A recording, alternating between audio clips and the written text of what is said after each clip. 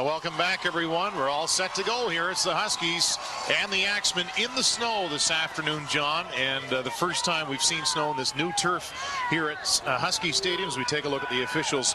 Peter Eady, the referee today. So we'll see what factor. We talked about weather the last month. It's been windy, I think, every day we've done a game. But the snow, no question, will come into play here today. And the field seems to be holding up very well with very good footing. If anything, it will be the accumulation underfoot that will cause problems. But right now, the field is showing itself to really give the players a good opportunity here. So DeValis will kick off. Nielsen and Pavlich are deep for the Axemen underway here in the conference championship. Eric Nielsen looks for some room to the outside. Nielsen out over the 35, and Nielsen, that's his specialty, all the way out to midfield, where the Axemen will start with good field position here in their opening drive.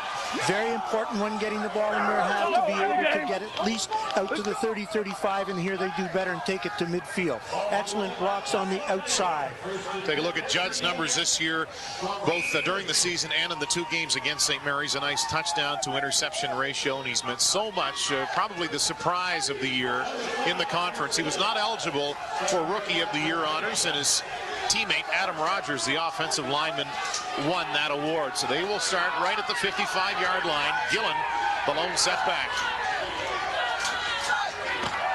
And the handoff goes to Mike Gillen, who sneaks through for about 4, perhaps 5 yards, and we'll show you the line formations brought to you by Doskey's Catering.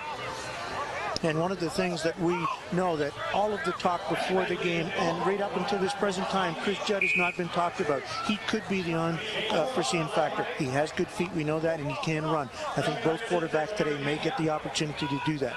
Eric Nielsen on that kick return with 33 yards and 579, a conference record during the regular season. So it'll be a 2nd and 2 from about the 51-yard line. We'll do our best today to tell you where the ball is spotted. Judd will go to the air quickly to Barungi. He gets his footing and has enough for a first down. Ivan Barungi, the conference leader in touchdowns this season, makes his first catch of the year.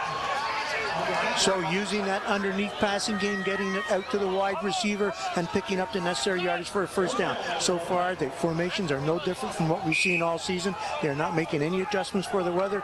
They're playing this just like it was a nice sunny day right now. Barungi last week, just one catch for 16 yards, and the Axemen 15-8 victory over the St. FX Axemen on home turf. It was a little dicey for them there for a while, but they made it through this conference championship. 1st and 10. From the Husky 43. Judd hands off to Maxime Lavoie. He takes a crowd with him out over the 35 to about the 33. A nice run by Maxime Lavoie, who has only carried the ball 5 yards all regular season and into the playoffs. And with good footing, it may be advantageous for the offensive line, as we see here, playing a little game inside where you can get a few quick traps and open people up and get straight ahead yardage. So a gain of 9 for Lavoie, 2nd and 1. No doubt the guys with the shovels today will be busy trying to keep the yard markers clear. The Axemen with an impressive drive here in their opening opportunity on offense. Judd goes right back to Lavoie, who pushes ahead. Judd is clapping, indicating perhaps a first down, and they do move the sticks again, so the Axemen with some momentum here, John. They do, and it's important right now for St. Mary's to, and they're playing at 52 starting out. That leaves those outsides open, but they're going to take away that inside run first, and they're going to have to shore that up with those 2 backers. Right now, the backers are hanging back there a little bit. That's allowing the offensive line to get some blocking up front and move it up 3-4 yards before they're making contact. Those backers are going to have to step in and plug some of these holes. So the ball at the 20. First down for Judd and the Axemen. Lavoie moves up to the left of the line. The handoff to Gillen. A nice hole for Mike Gillen, who could get inside the 10-yard line, and it's finally brought down by Birthright. Mike Gillen, some good footing there as he was able to keep his feet, and another first down for Acadia. Wow, and you said it right there, Dan, and that is keep his feet. You can see good blocking. Everybody's just getting on their man, taking somebody. And Gillen here gets hit. He should have went down. He didn't. He stays on his feet, switches the ball over, and picks up great yardage. They're down in around the 6-yard line. Make that about the 9-yard line. So it's been effortless basically so far for Acadia. Now they're in the red zone, 1st and goal from the 9. Judd with 3 receivers to his left. He goes back to Gillen, straight up the middle. Mike Gillen for about 3. He'll be close to the 5. It'll be 2nd down for the Axemen. And Gillen this season, 120 carries in the regular season for 526 yards and a touchdown. Here we get a great opportunity to see the people just getting body on body and letting the back get up in there and do it. It's a lot easier for the offensive line here to make the blocks because they know where they're going. A little bit more difficult for the defense because the linebackers have to adjust right to left, and that's where the footing could be a problem. So a gain of 3. It'll be 2nd and goal. Last week, Gillen 13 carries for 49 yards in the win against St. X. Great look at Chris Judd.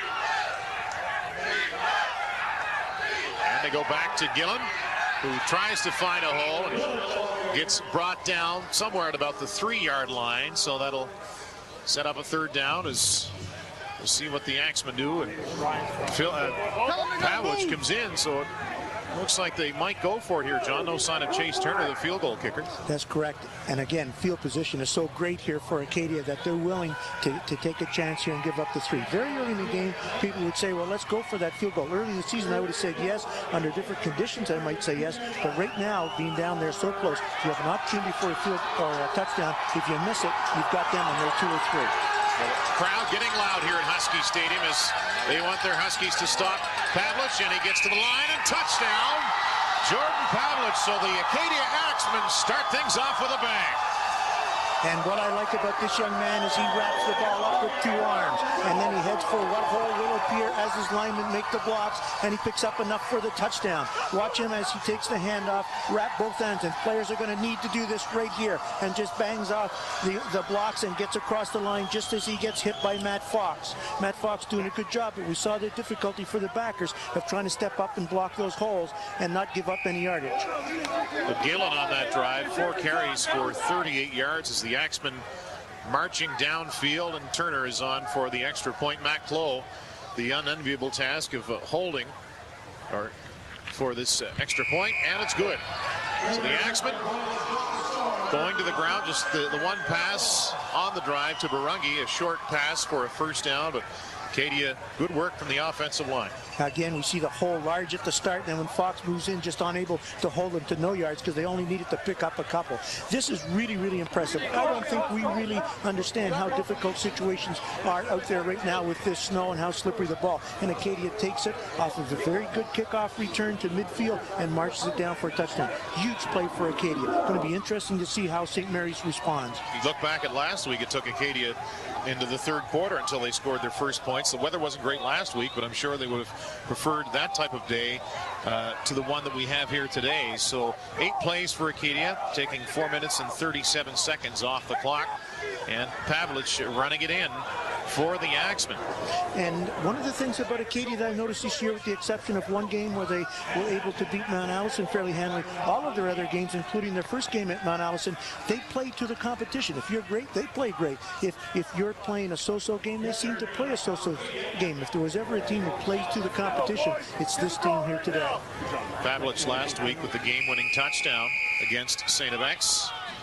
There you see Curtis Nash back deep awaiting the kickoff. Al Giacalone also back there for St. Mary's. Turner bangs it low. That'll come to Nash. And he picks it up at the 20-yard line. Curtis Nash gets out to the 30, where he is brought down. And Steve Pennella will run the offense. Again, in his 5th year out of Mississauga, Ontario. You see 2,024 yards this year. And that led the conference. And against Acadia, 34 for 60, 532 yards.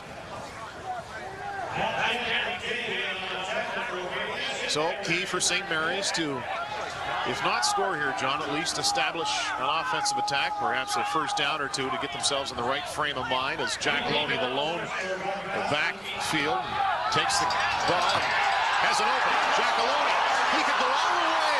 Jack Loney last year, 447 yards in the conference championship game. And Al Giacalone just what the doctor ordered for the Huskies.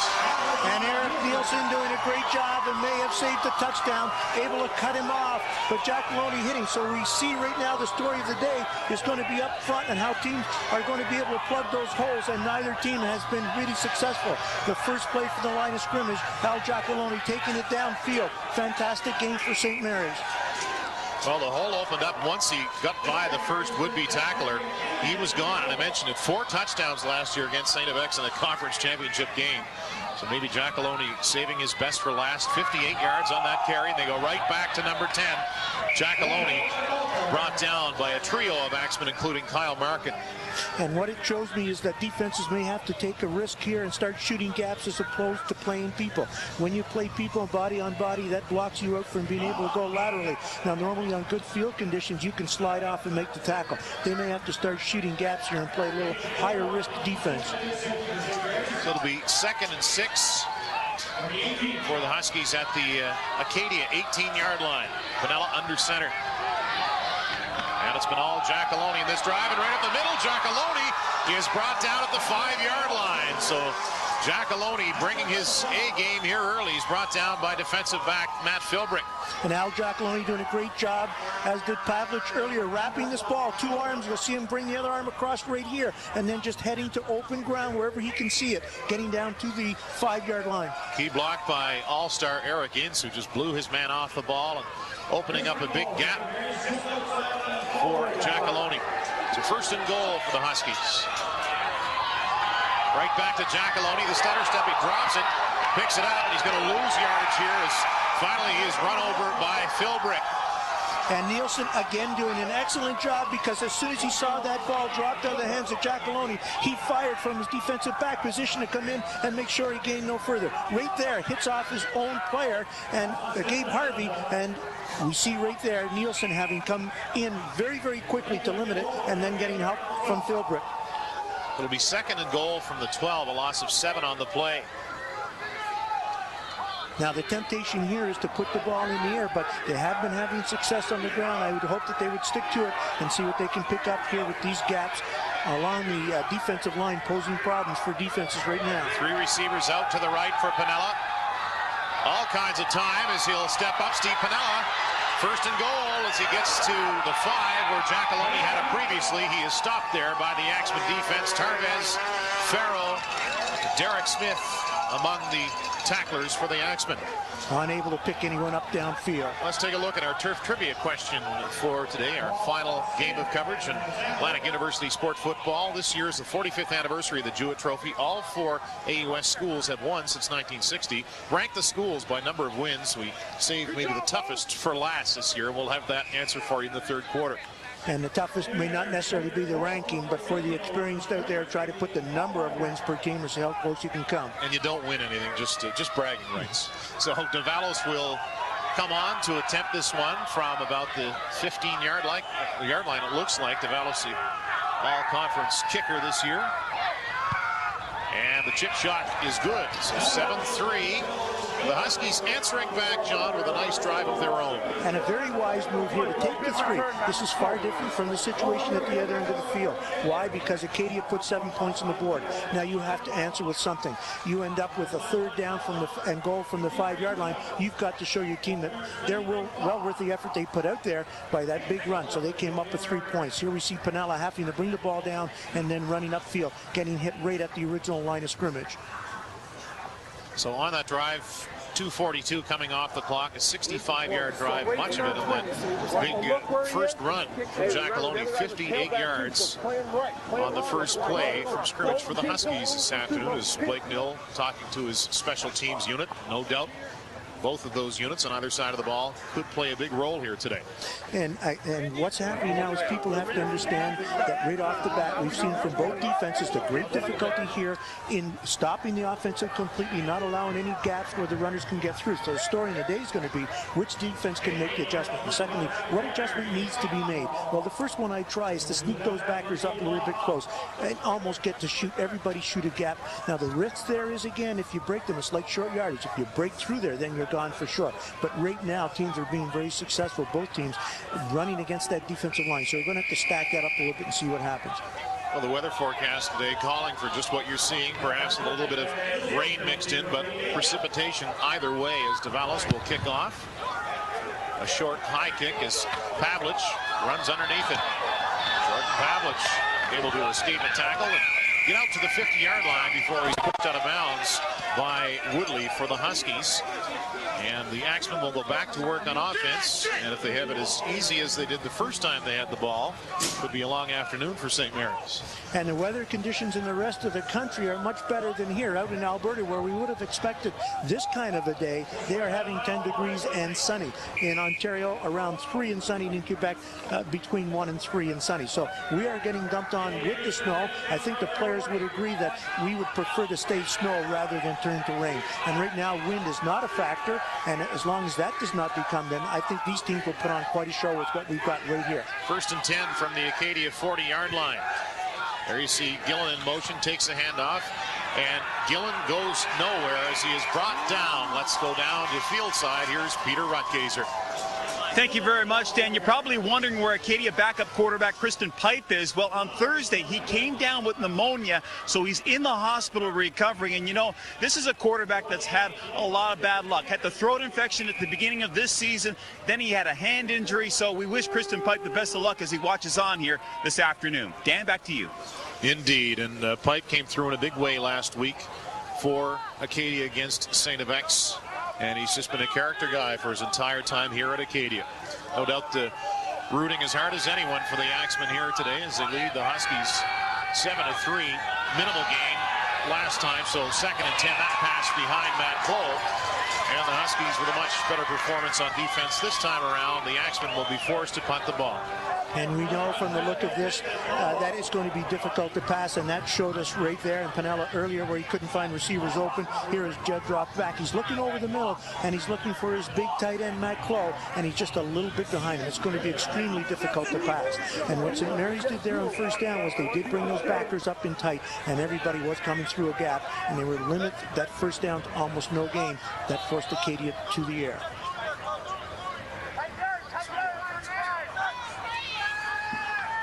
So Sharp to punt. And that's in the direction of Nash. Nash driven back to the 30-yard line, makes a couple of good moves. Curtis Nash with a bit of a hole, and Markin will bring him down at about the 41. That's where the slush eventually slowed down the 5th-year veteran Curtis Nash. An excellent-looking punt with good air time. Nielsen was able to get downfield right underneath it. I want to remind you of Harv Sportsland, Mondays on Eastlink Television with Harv Stewart, Brad McCon, and Cecil Wright. Call in. They'll talk about any sport you want. It's Harv Sportsland, Mondays at 8 on Eastlink Television. Now, I'll risk this, and I'll say it was Brad, but it might have been Cecil in the last show, and talking to Jeff Cummings was mentioning how important the running game was going to be this time of year, and I think that showed in the first 2 series. So I'll say it was Brad, but then I'll leave it up to Cecil to come back if it wasn't. They're interchangeable, those guys. As we took a look at Giacalone, they go right back to Al. A little bit of an opening on the left side, and Giacalone scrambles for close to 1st down yardage, perhaps a gain of 9 on the play.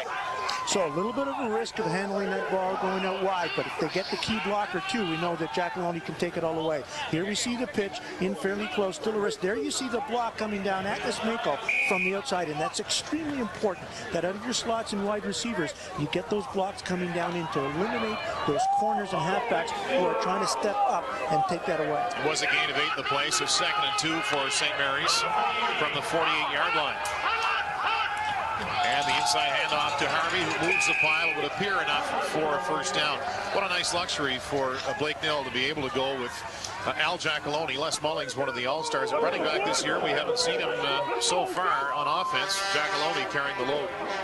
And Gabe Harvey, a capable blocker and runner in there as well. And they will get a lot of yards off of running that lead blocker through and picking up blocks on those backers who are trying to step into the gaps. Harvey in his 5th year out of Lower Sackville. He does not want this to be his last game. A number of 5th-year players for Acadia as well. They go right back to Giacalone. He was wrapped up by Kyle Markin and Steve Farrell, perhaps getting back to the line of scrimmage.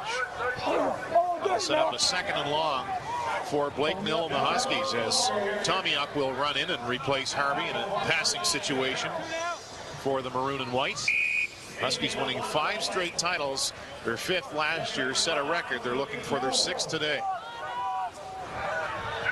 It'll be 2nd and 8 from the 53-yard line. 3 receivers to the right, and they just hand it back off to Giacalone, who hits the hole with speed. Giacalone with a first down and more, as he is to the Acadia 40-yard line.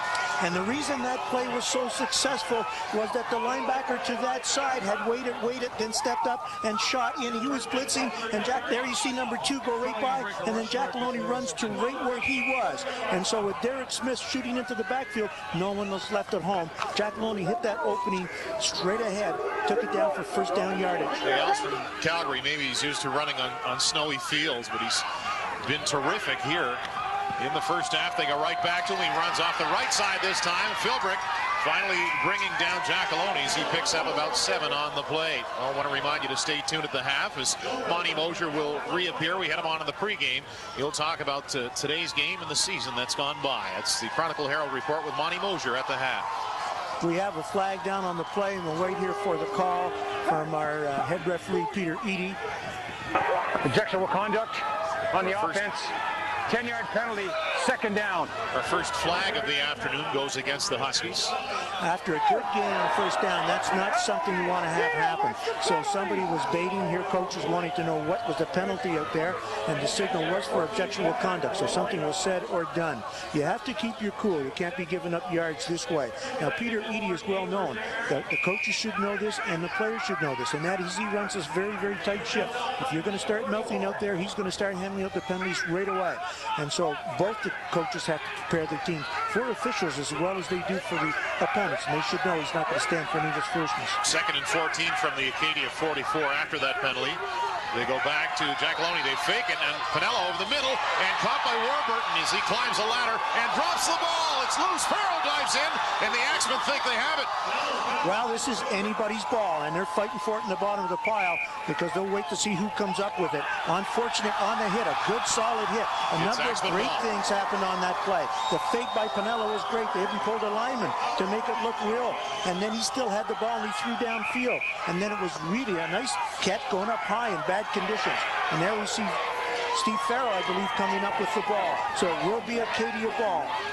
Big turnover. Farrell this year, 2 interceptions, 47.5 tackles, and a sack. 7 tackles last week against the St. FX Axemen. So a turnover. We saw that stat in the pregame. St. Mary's against Acadia this year, 7 turnovers. Acadia with only 1. Well executed play though, John, as you say, but just not in the cards for Blake Nell and the Huskies that time around. They start from their own 32, will the Axemen. Gillen back in the game at running back. And they go to number 1. Gillen with a big hole on the right side. Mike Gillen all the way out to the 53-yard line, where he is brought down by Dave Metlich and Curtis Nash. And watching that play begin, even before the snap of the ball, it looked obvious that this side of the field, the wide side of the field at the time, did not have any backer step up in the line. He came back in and lined up behind the defensive end. And right away, Acadia took advantage of that, brought both their slot and their flanker down from the outside to pick up blocks, and they were away. Those were the numbers versus St. Mary's in the 2 games for Gillen that we just showed you. Again, each team winning a game in their matchups this year. St. Mary's in week 1 and Acadia in week 8 right here at Husky Stadium. They're trying to duplicate that today. Pavlich now gets wrapped up by Koki, and they'll be lucky if he gets back to the line of scrimmage. As also in there is Matt Fox. Well, minimal gain as the Huskies having a hard time shutting down that run attack of the Axemen so far here in the first quarter. Great look at Chris Judd. What a revelation he's been here his first year after attending junior college and playing football in the United States last year. He's from the Los Angeles area, as his coach Jeff Cummins and a number of the Acadia Axemen. 2nd and long for Acadia. They have a lot of fans here today. You can hear them here at Husky Stadium. Judd will look to the air, and that pass behind the intended receiver, and Price looking for a flag, and it's thrown. There is a flag, and that certainly looked like there was contact prior to the snap of the ball, and the initial signal given by the referee is just that, pass interference against St. Mary's. It wasn't a huge one, but that definitely was contact before the ball was there. Forward pass interference on the defense, 10-yard penalty, first down. And that's huge because it's an automatic first down. So Acadia is able to keep this drive going, which had started in their own end off of that turnover. So the ball will be spotted at the, say, 47-yard line of St. Mary's. The snow continues to fall here in Halifax. We're glad you could join us. An eagerly anticipated game, to be sure, between these two rivals. There you see Pavlich lined up behind Judd. He gets the handoff over the left side. And a nice tackle on the play by Sebastian Clovis. And this man could be a key today for the Huskies. And it tells you how they're going to attack this by bringing the defensive back up Clovis close to the line of scrimmage and then shooting him as soon as they see either right or left play to the outside, and he was quick to get up there. Excellent play by Clovis. We're going to say no gain on the play. It will remain 2nd and 9 now for the Axemen. Here you see Shannon Old, number 8, running out to the right where he will line up, a wide receiver. Price over there as well. Barungi in black to the left. Husky showing blitz here. Crowd chanting defense as Judd gets a good block from Pavlich, and a pass intended for Black, and just too far incomplete. So the Axemen will be forced to punt here as we are through 15 minutes of action. The Axemen up 7-3 on the Huskies. You're watching Atlantic University Sport Football on Eastlink Television. So the Axemen scoring first as you look at their cheerleading squad. A touchdown by Pavlich in the early minutes of the first quarter, and St. Mary's replying with a short field goal from Davalos. And that is your score, 7-3 here at Husky Stadium as we go into the second quarter.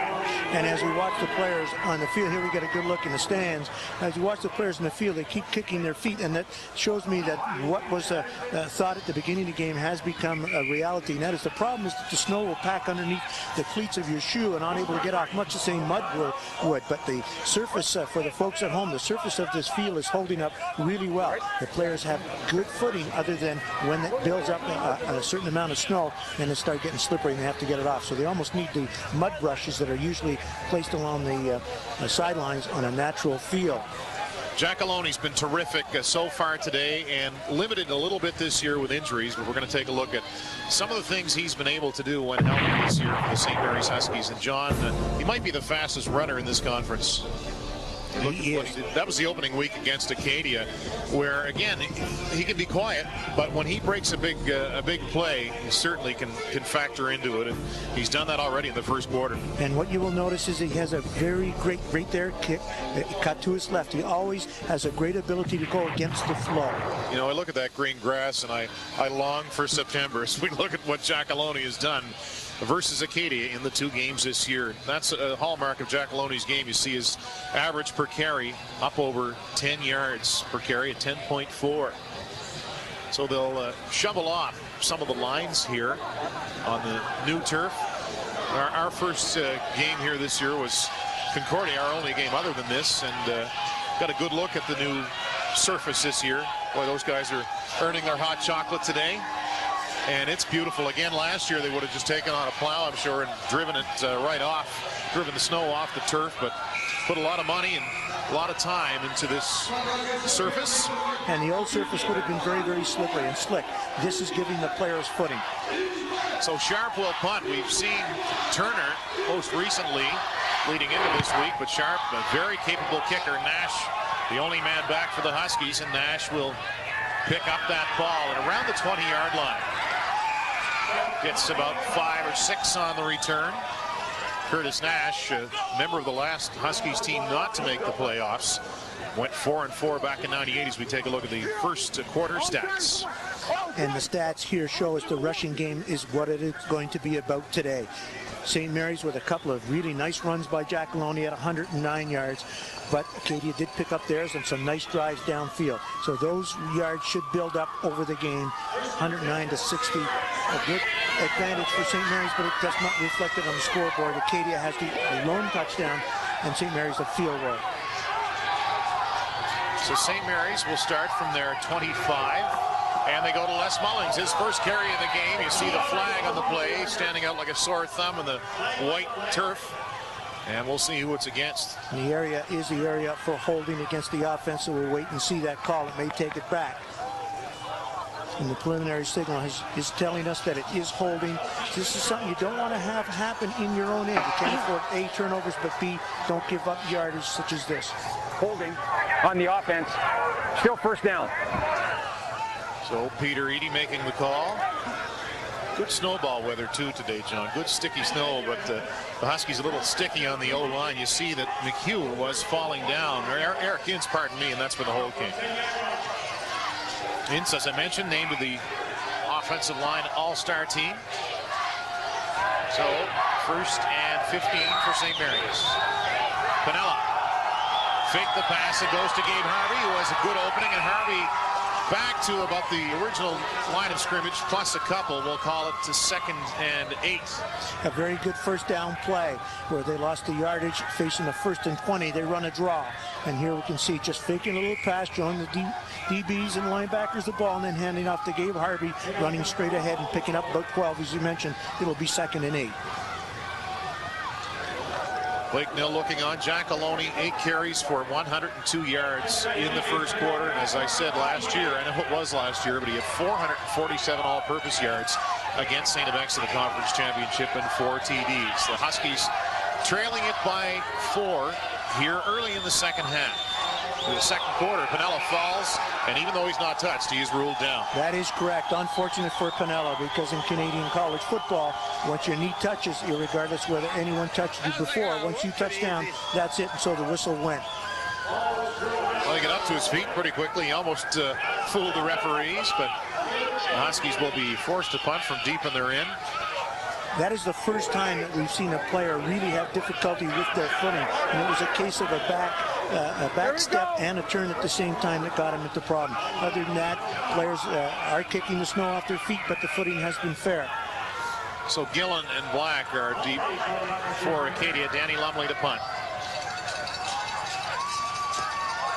Lumley this year, the all-star at punter, 39 punts for 38.7-yard average.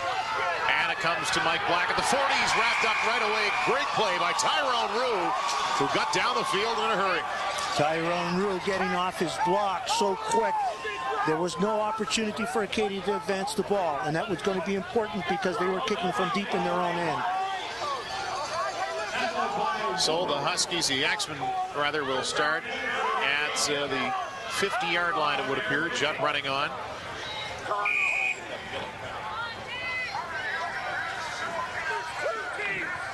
So Judd behind him will have Pavlich as the lone setback. 3 receivers to the right. Lavoie also in the backfield.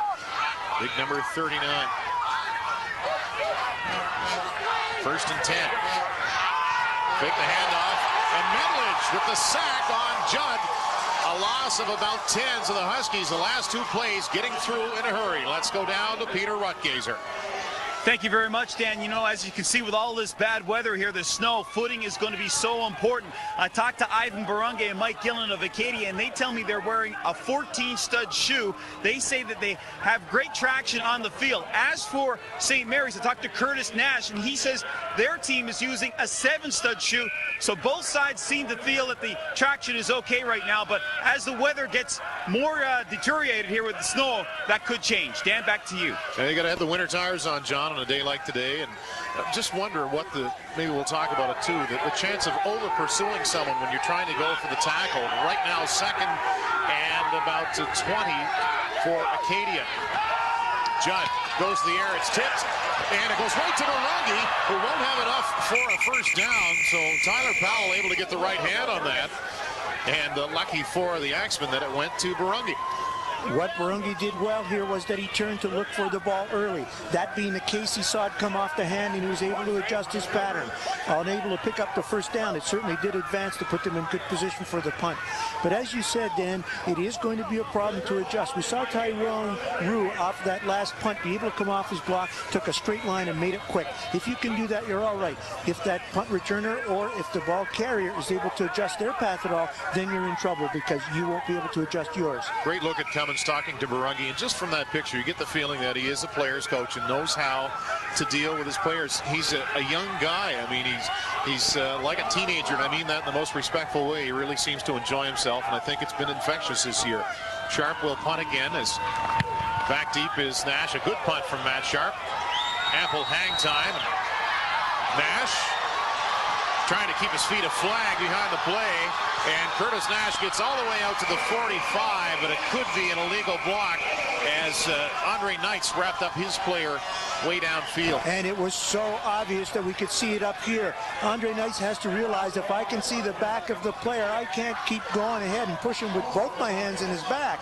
Nash did a great job of getting that back to the 45, getting them out of a deep hole. They're going to be down south somewhere around their 5-yard line. And as we watch the replay, watch here to the right of your screen, right there, Andre Knights, number 24, pushing the back of the Acadia players. He went all the way through, and that is going to cost them big time. And that was Nielsen that he put the block on from behind. There we see Nash, a great run back, and we have a couple of players down injured on the play as we have a look here.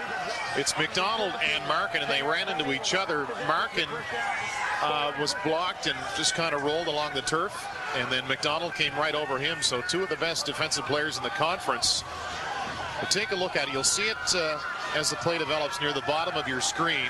Markin is number 27 for Acadia. He'll come into the picture. There's McDonald, number 44. So watch number 44. There's Markin. McDonald goes over top of him. So the two players colliding, and they're both up off the field now. Well, you could understand a lot of times therapists love to be able on the sideline to be able to see a play over again, or they'll watch it the next week to diagnose injury. On that play, you could see it wasn't going to be real serious. Probably it looked more like they hit shin on shin, or a foot hit along the shin. So both of them are now up and off the field, and that's good for both teams. So it's 1st and 10 for the Huskies from the 8, and they give it to Giacalone with another gaping hole up the middle. Al Giacalone with a gain of about 15 on the carry. Another first down for St. Mary's. It's going to be a danger for both teams all day. You're never going to be real confident that you can close up the middle, because a little bit of hole opening up, allowing it back. Right here, as you see him run straight forward, and you see Steve Harrow there, just having had his body blocked out by Nathan McHugh, didn't allow him to slide off. And with the field conditions, it just takes that second. Giacalone's that quick getting through. Matt Philbrick with the tackle. He's been busy here in the first half. First down for the Huskies. Flag in the play as Giacalone gets about 4. Again, we see the flag really showing up here against the white background, and it's showing us that it's possibly a holding call coming from inside. Peter Eady, your referee. Mouth guard warning on the offense. Mouth guard warning on the offense. So there's no problem here, no penalty, no yardage lost, etc. The first time is a warning. If it happens a second, then it is a penalty and yardage is marked off. So St. Mary's keeps the gain that they've got, and it looks to be a second and about 6. It is indeed 2nd and 6 after Giacalone picking up 4s. You look at Pinella, Jaden Volchoff, a first-year Husky on the offensive line, big number 68. Pinella with 3 receivers to his left and 1 to his right. The receiver to his right is Atlas Mako. Pinella directing traffic out of the gun. He goes over the middle, intended for Woodley, and almost picked off. Some good coverage downfield by Reed Smith. Time now for our turf trivia question. We'll have the answer for you in the 3rd quarter. This year, it's the 45th anniversary of the Jewett Trophy. All 4 conference schools have won since 1960. Rank the schools by number of wins, and if you can, give us how many for each school. We'll have the answer, as I mentioned, in the 3rd quarter. That question brought to you by Eastlink Television. That was a great play by Reed Smith to stay with the receiver and then just reach over his shoulder and knock away, because it was a good-looking pass from Pinella. Reed Smith, conference all-star this year, and the Axemen have a terrific secondary. Smith, a big part of that. So a timeout called by the Huskies here with 9:43 remaining. So Lumley back to punt. Take a look at Blake Nill, and Mike Gillen has had a good first half, 6 carries for 52 yards. Take a look at some of the things he's done this year. Great opportunity for him to move to tailback this year. He really got the bulk of the carries in the first few games of the season. And he explodes. He explodes through lines, which is exciting to watch. Gillen, of course, part of a 1-2 punch with Pavlich in the backfield. And Jeff Cummins says he's pound for pound the strongest man on the team. Number 1, Mike Gillen. He had been number 4 the last couple of weeks. Now back to his old familiar number 1, and he's back to return this punt along with Black, as Loney is at about his 20.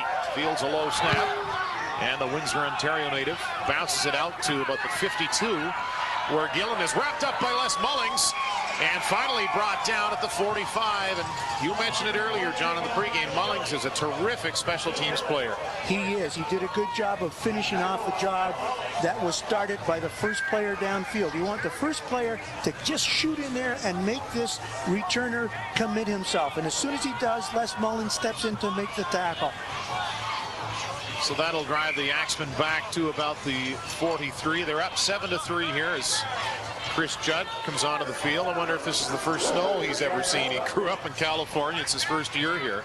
No doubt his first game playing in these sort of conditions.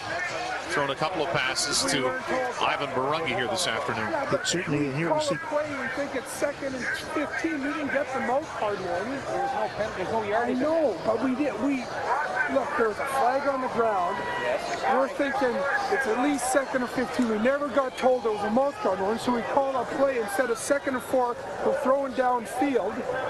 We think it's a 15. You know, we call a play for 15 yards, and we got a 2nd or 4. Well, Coach, you know what? In that case, you had the right to go down the field a little bit and ask your officials. I asked them. I don't mean to go all the way down, but one of your assistants. So, John, clarify what Blake Mills' argument is. What Blake is doing is saying he's not getting on-field communication from the officials to him, that the play being up at the other end of the field, they far to the right, that they're dependent on the officials to make it clear to the bench. That is not just to you and I as fans, but to face the bench and make that call so they're aware of it.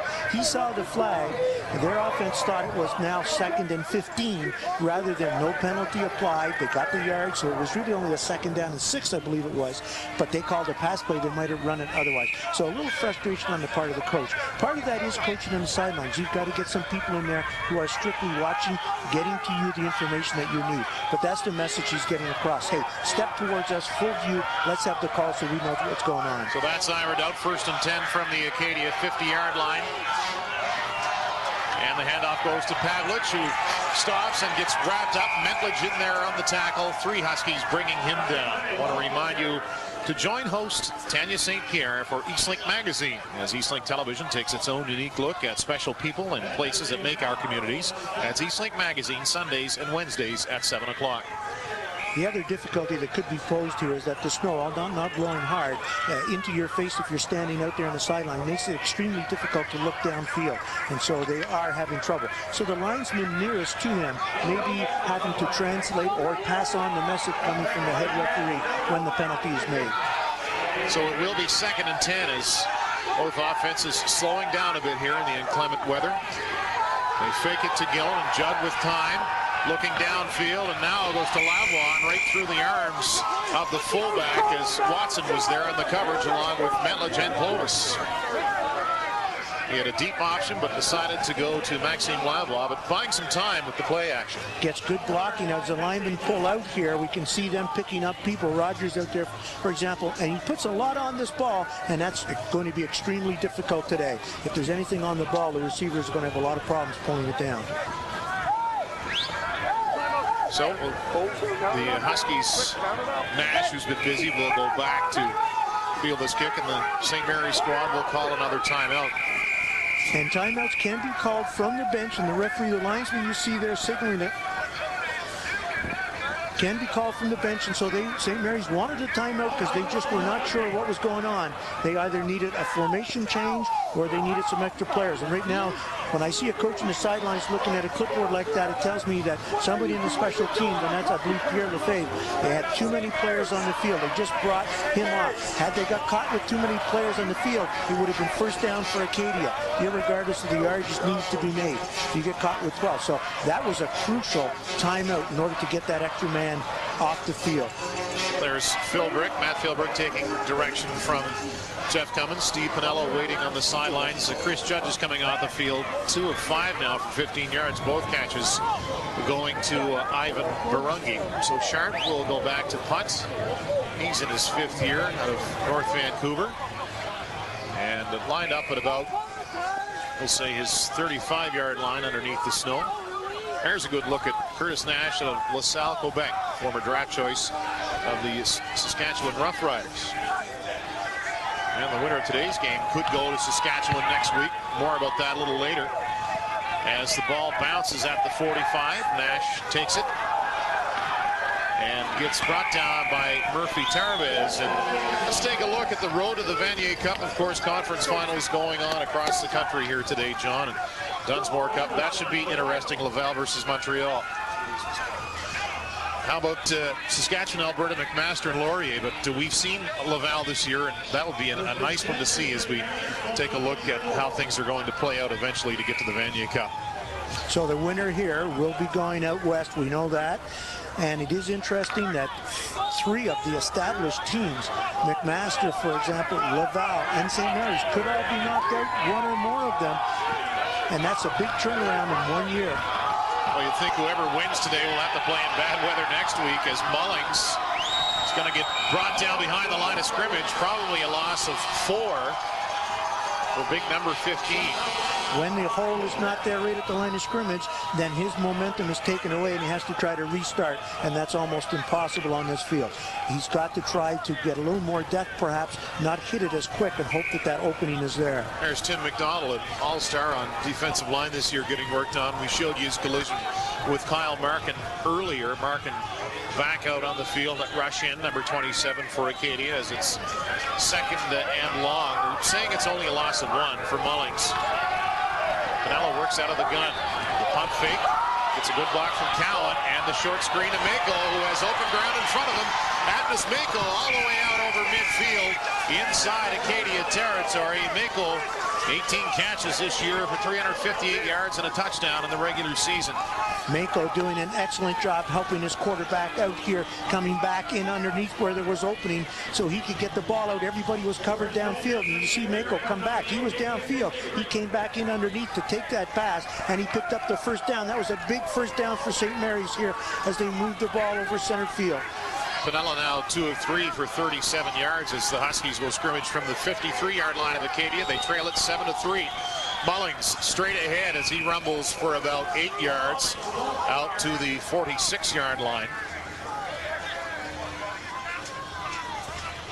So the Huskies going with Les Mullings this time as Jack Loney takes a breather. Second and short for St. Mary's. You want to make sure if you're going to use your backs that you keep rotating them, not so much to rest the guy who's on the field, but to get the people off the field into the game. And the timeout on the play. Let's go down to Peter Rutgazer at the sidelines. Thank you very much, Dan. You know, one football player who's had a long season is St. Mary's quarterback Steve Pinella. In the summertime, he played Arena League football in Texas, came back to the Huskies in the fall. So, as we said in the pregame show, he has thrown a lot of footballs in the last 5 or 6 months. Now, he says that his arm is fine. Some people question that. They feel that his arm might be dead, but you got to like the numbers the 2004 MVP put up this year. He threw for over 2,000 yards, 10 touchdowns, 5 interceptions. There are a lot of quarterbacks in CIS football that would love to have those numbers. Dan, back to you. Thank you, Peter. Steve Farrell was the injured player for Acadia, so he checks out of the game, and it'll be 2nd and 3 for Pinella and St. Mary's. Ball at the 46-yard line of Acadia. Mullings in motion, takes the handoff, and a nice tackle. We'll see where they spot it, but Derek Smith knifing through to bring down Mullings. And Mullings may need all of his height advantage on that one because he did manage to get forward at least the length of his body, and it may be close enough for a measure. We'll wait and see. Here we see the straight head of handoff and then being able to get his body there on a second effort. But the referee has indicated 3rd down, and it will be 3rd and less than a yard. Good to see Derek Smith in that tackle. 2 years now, the Russ Jackson nominee for his work not only on the football field but in the classroom and in the community. So the Huskies are going to go for it. Their first attempts on 3rd down, 3rd and 1 they're going to call it. Mullings, the lone setback. And Pinella falls backwards, it would appear. I'm not sure if they're going to measure it. They are going to move the sticks. It is a first down.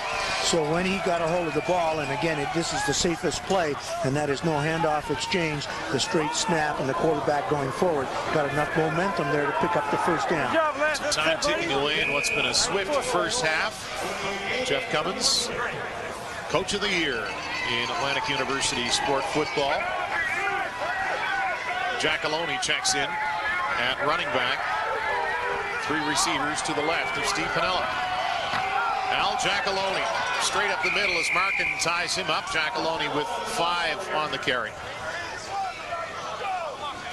Giacalone now with the 10 carries for up about 120 yards unofficially. All of that work done here in the first half with 4:50 to go in the second quarter. 2nd and 5, as I mentioned. Nice crowd on hand in favor of Acadia. I know at week 8, the final game of the regular season, they had a pretty good rivalry going with some of the Huskies fans. Piniella maintains his feet and gets it to Giacalone, who is out near first down yardage. We'll see where they mark that ball. Well, Monty Mosier, he'll be on again. He's worked hard for us this year. He'll have the Chronicle Herald report with Peter Rutgazer at the half talking about today's game. Be sure to stay tuned for that. And they are showing us that first down yardage was gained, showing it 1st and 10. Steve Piniella has had a couple of times where his feet have caused a little bit of difficulty. And again, it's not the straight drop back, but the drop back and twist, the step back and then turning to his right and left seems to be posing a problem. So we'll keep an eye on that. But they do have good field position here, being inside. Looks to be about their Acadia 44-yard line. The Huskies trailing 7-3. So Harvey and Giacalone in the backfield. Harvey in motion. They give it to him.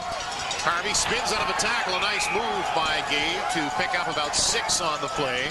As probably to the 33-yard line. We'll try and get a reading on that. Again, the line's covered by snow. I believe I said 44, and they were actually much closer ahead than that, around the 35. But keeping the balance is a big, big thing today, because if you can keep your balance, wrap the ball up with 2 hands, then good things are going to happen. Well, 2nd and 3 from the Acadia 26 is St. Mary's with its longest drive of the game so far. Piniella will get a chance to talk things over here with a timeout called by Acadia. Well, Les Mullings has had another good year this year, John. Maybe not as successful as last year, but certainly has caught the ball well out of the backfield this season. We're going to see some of that. And not many Huskies had a big game against Laval, but he had a couple of good runs, one right there, but showing good dexterity, catching the ball as he did right there against St. FX. An all-purpose back will find his way to make the yards. He also finds the ways on special teams to contribute. So he has been a force to be reckoned with. The difficulty is having a lot of backs. As I said earlier, you want to keep them in the game, and that means that all your backs don't get as much individual time as they would like. Mullings this year, 362 yards rushing, 444 yards receiving, and will be draft eligible next spring. And I'm sure a CFL club will draft big number 15. He said, I keep hearing fullback, but I don't like that. He wants to be just a tailback. And Giacalone in there right now as the Huskies work on 2nd and 5. They go to Giacalone, who stays on his feet and goes through that hole. Al Giacalone, a first down, brought down by Sean Knox. The snow not bothering number 10 at all today. And St. Mary's very fortunate there, because as it went to the outside, Jaden Volkov had a good grasp on one of the Acadia linemen. I was waiting to see the flag. It did not come. So they will be good for this first down. But we'll see the hole right there on number 27, Markin, where he turns him to the side. Good pickup by Giacalone. He seems to be able to do a great job today in keeping his balance and spinning to the outside. He's not cutting back as he normally does, because the field simply will not allow him to do that. So 1st and 10 for St. Mary's from about the 13-yard line. Giacalone again picks his spots, and Al Giacalone out near first down yardage again. He's being very patient, waiting for those holes to open. He is, and the line is staying on. They're staying on their feet, and they're pushing people around. In this footing, it's a difficulty to get at any upfield push. So basically what they're doing is catching a lot of these blocks, and if the back holds onto the ball, then he's going to be able to find openings. Sean Knox, the first tackler for Acadia on that play. So it's 2nd and about 1, so not a bad position for the Huskies to be in here. Maybe a little bit of play action as we're inside 3 minutes to go, but with 2nd and short, lot of options for number 6, Steve Pinella. He can carry the ball as well. He's good at running the rock, is number 6. 3 receivers to the left. Mako, Malone, wide out to the right. And they go right back to Jack Loney, who runs into the pile. No doubt will have enough to move the sticks. It'll be 1st and goal. And that was the key thing there, was that realizing you could have a 1st down without having to get a touchdown. They went after that and got it. So they will have 1st and goal from about the 1-yard line. So the Huskies threatening here to try and tie the score, perhaps go ahead. They're down 7-3. Both teams scoring on their opening possession here this afternoon. Pavlich with a touchdown and Davalos with a 12-yard field goal at the other end. So the Axemen, John, almost getting caught with too many men in the field, and they quickly call a timeout before that transpired. So it's when you're down on the goal line, what you want to do is you want to get the people into play for your goal line defense, which is a lot different. You tend to bring in the bigger guys, stack up the middle, make teams go to the outside. So you see Pinella trying to hurry it up and get that snap off, and there's Derek Smith rushing through. Tough to see where the ball spotted, John, I believe, at about the 2-yard line. It's very, very close. And here you see Pinella asking, hey, shouldn't that have been offside? They stepped in, but the timeout was being called, and they were recognizing that as Derek Smith stepped in there to try to get that play stopped. Peter Reedy, the referee. So 1st and goal for St. Mary's. See Jeremy Mole, number 49, just scraping some of the snow out from his cleats. A good report from Peter about the studs and the type of cleats the guys are wearing today as the Acadia defenders do some maintenance on their defensive turf. And cleat-wise, legally you can have as many cleats or as few as you want in those molded. Where the legal or illegal comes into play is the length of the cleat. And so they are, I believe, down to 5/8, if I'm not mistaken. It could be a ½ inch, and it cannot be longer than that. Well, great look at it there. Some of the Huskies on the sidelines and the footwear they have here this afternoon. They're looking for a touchdown.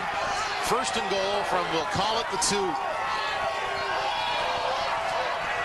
Pinella to Harvey, dives over, and no indication. He's not in. He went in the air to get it. Again, it's difficult. You're counting on the officials to be able to have a great view along that line and make some call up in the air. And it didn't happen. The referee was on the spot, good position to make that call, and it will be put back on the 1. And unlike American football, where if you're at the 1-foot line, then you get that and you only have a foot to go. We will always, in Canadian football, field it from, at the minimum, the 1-yard line. So he may have been inside that, but it's now moved back to the 1, so it's 2nd and goal again. So 2nd and goal, you would think that the Huskies would take 3 cracks at it if they have to, but they want to ram it in here if they can. And Pinella, the keeper, and a touchdown. Steve Pinella puts the Huskies ahead as they go up 10-7. 9-7, awaiting the convert. So an impressive drive, John. The offensive line really clicking for the Huskies on that possession. Very quietly, they moved the ball down the field and got it in position where they could score. And Mr. Pinella keeping his hands on the ball here. No exchange, sliding to his left, coming off the down block, and then getting the yardage to get into the end zone. And as I said, St. Mary's did this very quietly, just one series after another, moved it down and got it in position to go ahead. Pinella, this season, 3 rushing touchdowns. 1 against Acadia in the opening week as Lumley is on to hold for Davalos.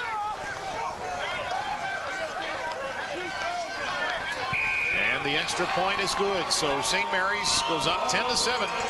13-play drive covering 75 yards. It took 6:08 off the clock. Pinella with a 2-yard touchdown run.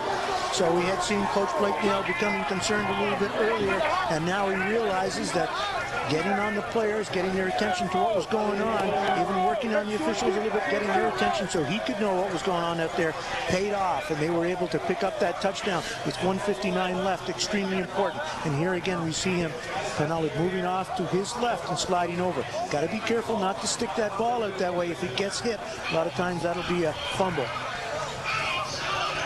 Well, Eric Nielsen had a nice return to start the game, a 33-yard return that put the Axemen in good field position. And if the ball comes to number 20, no doubt he'll be looking for the same thing. He's been so good at that this year. And Pavlich back there as well for Acadia. The Huskies will kick off from their 45-yard line. 10-7 the score here with 1:59 to go as we take a good look at Eric Nielsen, the Defensive Player of the Year from Alexandria, Ontario, not too far from Cornwall, Ontario. I want to say hi to his family who is looking in today. He said they watch every game he plays, and they've seen him do some pretty special things over his career. A kick away from him this time. It comes to Sean Knox, goes past him, and Pavlich will pick it up. Jordan Pavlich, the talented rookie, brought down by Clovis as the Axemen will go on offense. Now to stay tuned. During the halftime, Peter Rutgazer will speak with Monty Mosier. We'll look at Eric Nielsen. I spoke with him last week after the win against St. FX. But John Bloomfield on. We spoke with him earlier this week. And Phil Curry, the executive director of Atlantic University Sport. So first and 10 for Judd and the Axemen. And now, Dan, I think with 1:55, what St. Mary's will want to do is see what happens here on first down with Acadia, and then use their timeouts. I believe they have at least one left, and then keep them down because you could get a second opportunity here to score if Acadia can't move the ball. For Acadia, you can't jump on the pass right away. You have to look at running that ball. All of the things that teams have done well today have been done methodically, running inside. So first and 10 for Acadia. They go back to Gillen. And Gillen going with the short sleeves in the snow. He's a tough guy, and he gets about 5 on the carry.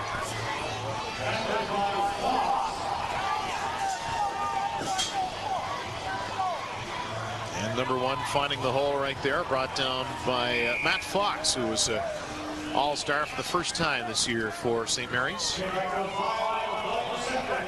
And as we look at Chris Judd, I would also like to pass on what you said earlier. It was so neat to see Christian Pike have a great game last week to bring his team to this final against St. Mary's. And unfortunately, he's dealing again with some illness. We wish him all the best. I was really, really pleased for him last week. 2nd and 5 with 1:23 and ticking here, and perhaps a time violation for Acadia.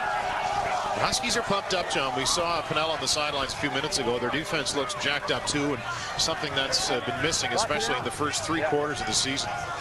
They are, and at the moment, time count violation. Acadia lost it down, 3rd down. At the moment, really relishing a touchdown that put them ahead going into the half if they hold up with 1:22 left. And they may have been set back a little bit by Acadia right off the opening kickoff, marching that ball all the way down the field and putting a touchdown on the board. But they certainly have recovered.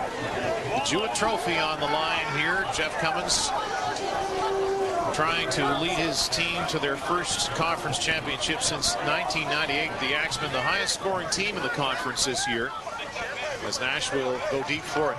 And what's happened here for the folks at home, you saw Jeff Cummings there asking about it. It is now 3rd down. It was 2nd down. They took a time violation in the last 3 minutes of the half or the game. You lose the down. You could not lose the ball on 3rd down. It would be just penalty yardage. But on 1st or 2nd, you lose it down. So it is 3rd down. Acadia will have to punt the ball away. St. Mary's may get a chance here, put some more points on the board. Both teams hustling up to get the right people on the field. And a flag on the play as Sharp's kick goes high to about the 50-yard line, 40-yard line, pardon me, and Curtis Nash will pick it up there. No yards call coming as well as Nash dances out of bounds at the 52.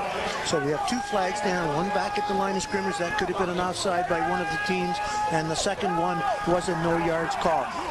If it stands, that is the game that would give St. Mary's further field position. We'll wait here to get the calls as they sort through them. So both teams, prior to that kick, they had players shuttling on and off the field. Lavoie hustling on to make sure he got on in time for the kick, and Howell coming off for the Huskies.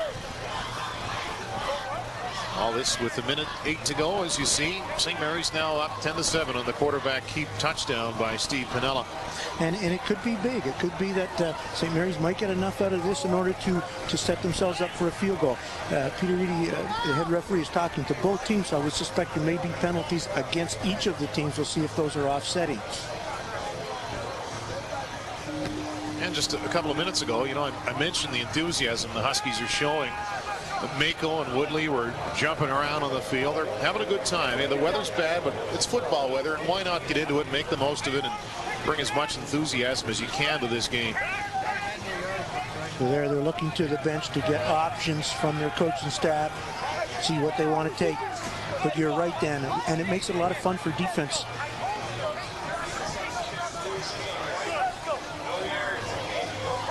So both of these penalties against Acadia.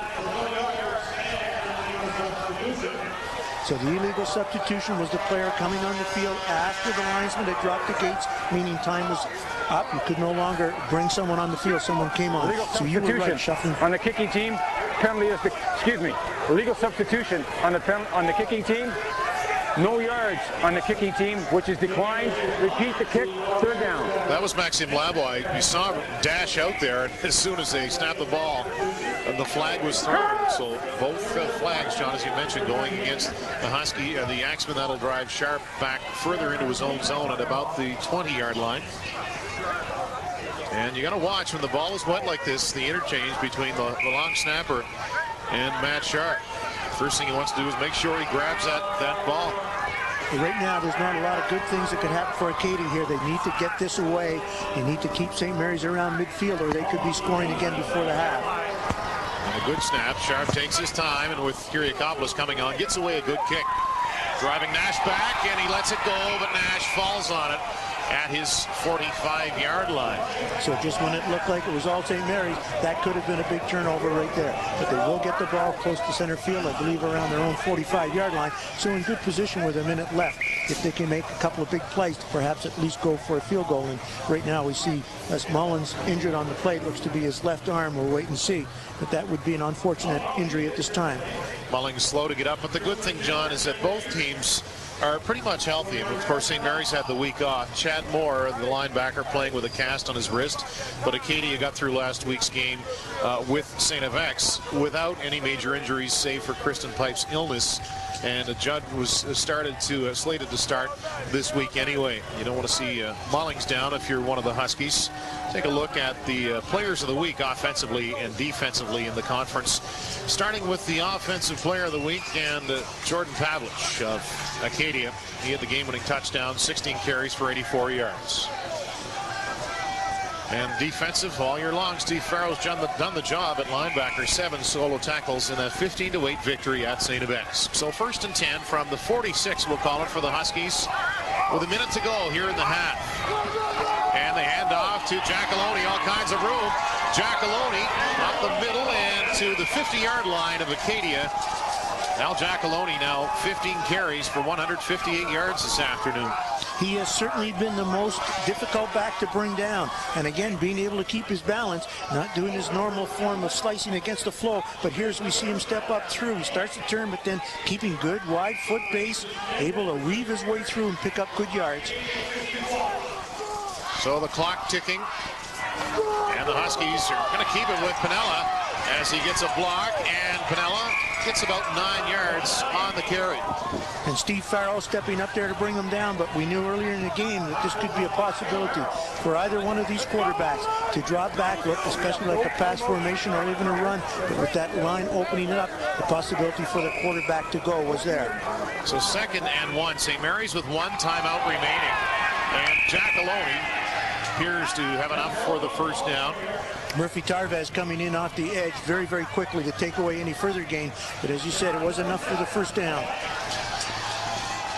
And with the 32 seconds to go, as I mentioned, the Huskies with 1 timeout. We'll see if they'll go to the air at some point here in this drive.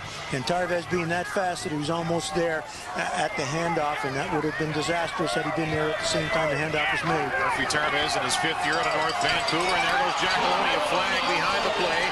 Giacalone slides. Would have enough for the first down, but it's going to be against St. Mary's. And it was an obvious holding call, as I believe it was McHugh got out there to make his block. He seemed to grab a hold of a jersey and turn him around, so I believe that will be coming back. Unfortunate for St. Mary's, because with the clock winding down, that may have got them in position to try for a single or a field goal.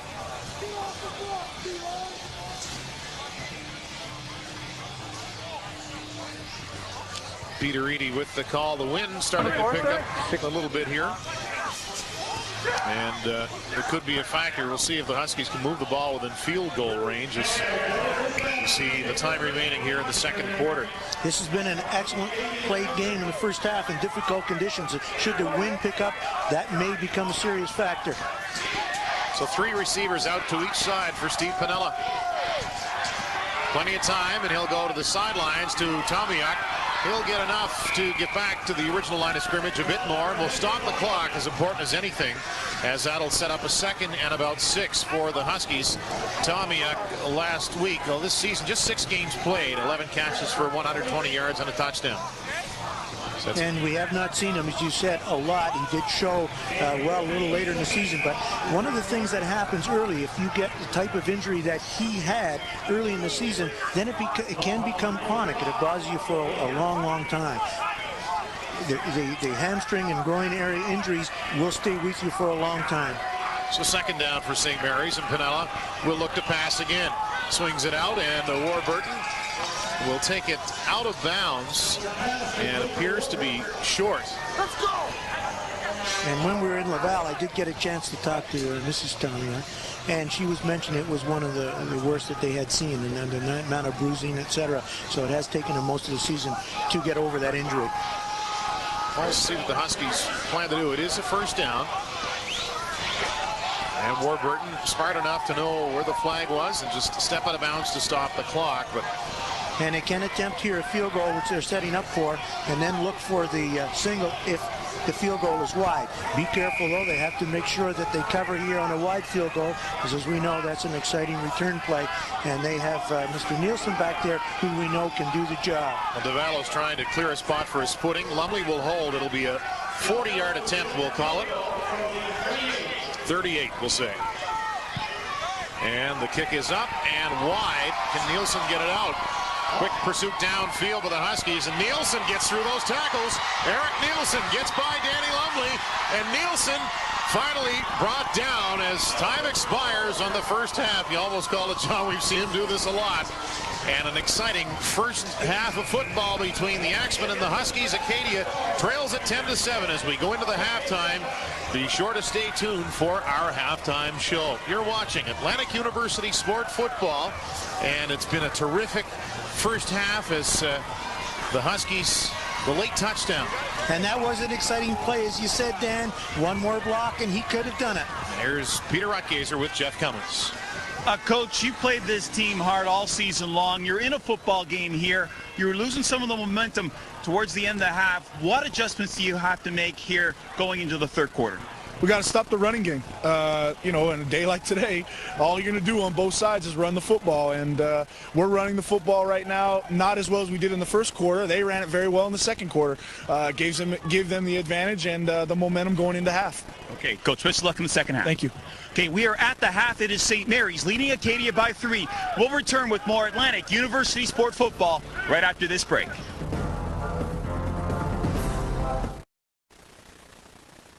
High-speed internet service for this broadcast is provided by Eastlink. It's that easy. Welcome back, everybody. We are at the half. St. Mary's leading Acadia by 3 points. We're now joined by Monty Mosher as it's time for the Chronicle Herald report. And Monty, you know, St. Mary's leading this game. Are you surprised, though, the number of points we got on the board with these weather conditions here? Well, I guess it's kind of, I didn't think they'd be able to drive the football, and a couple of times they did, so that was a real surprise. I think there's only one name you need to know today, and that's Al Giacalone. If he can keep pounding the ball, that's a Western Canada boy who looks like he wants to go back home. So looks like Al Giacalone, he's the man today. Acadia better stop him or it's all over.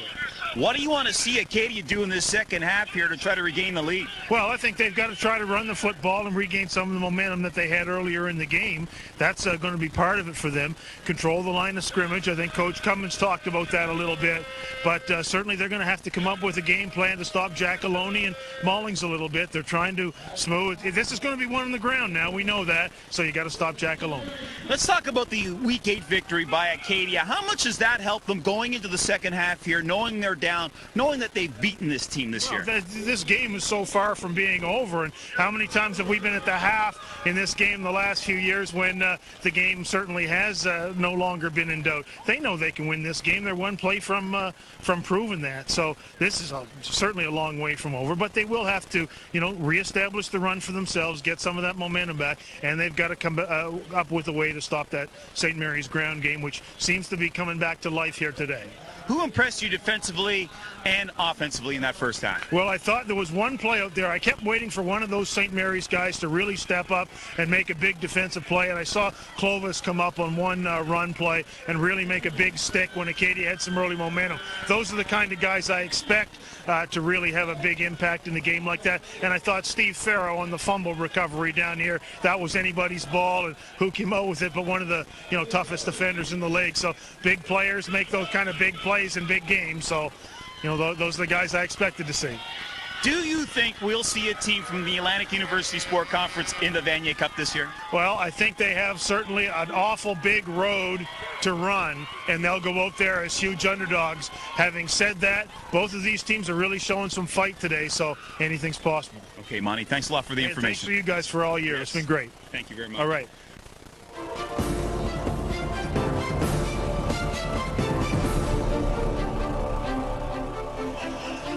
St. Mary's with a 3-point lead going into the second half, and Al Loney really setting the tone in the first half. John, we're going to show that big run that he had early in the first quarter as the Eastlink play of the half, but really getting a lot of help from his offensive line here today as well. He did, and his feet were excellent. He was showing good balance all the way through, and as he worked his way around, he was not doing his normal cut back against the flow, but running it straight, keeping the ball, keeping the balance, doing an excellent job.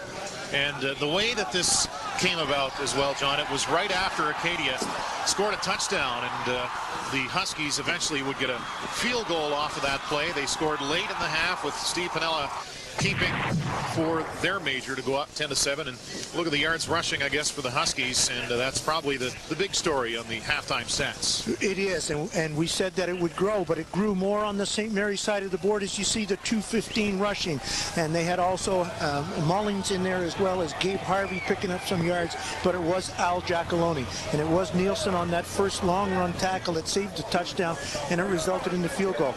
We see the passing very, very low on the stats, and it will probably remain that. The conditions remain the same as they were at the start of the game.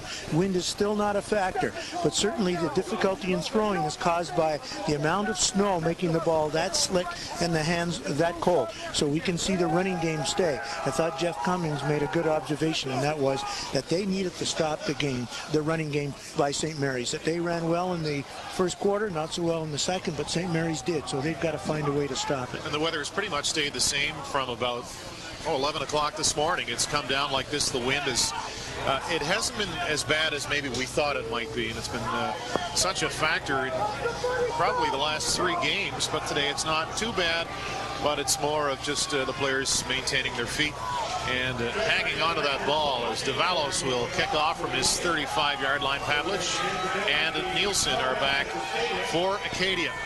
And as you see Davalos trying to get some snow out of the way, that is the real problem, and that is that the accumulation now is getting such that just by the sheer depth of it, it's making it difficult for footing.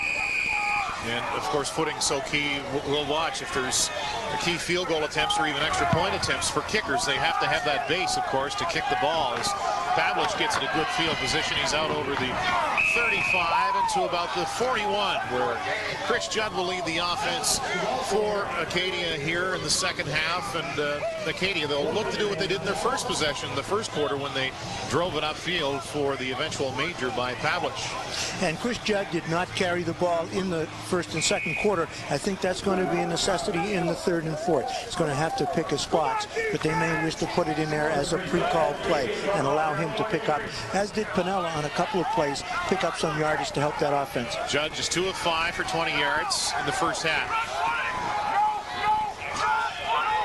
Backfield in motion. 3 Axemen start running, and the pitch goes to Mike Gillen. who gets out to about first down. He should have enough in the first half. 7 carries for 57 yards with a long of 21. And the reason he was able to do that, again, the outside receiver, the slot and flanker come down to the inside in front of your screen, and here that gives him the room to the outside. What has to happen on defense is as soon as you see that slot and the flanker, the wide receiver come down inside, the linebacker has to adjust out there quickly, and the halfback to that side has to step up. So they're going to measure it, it would appear.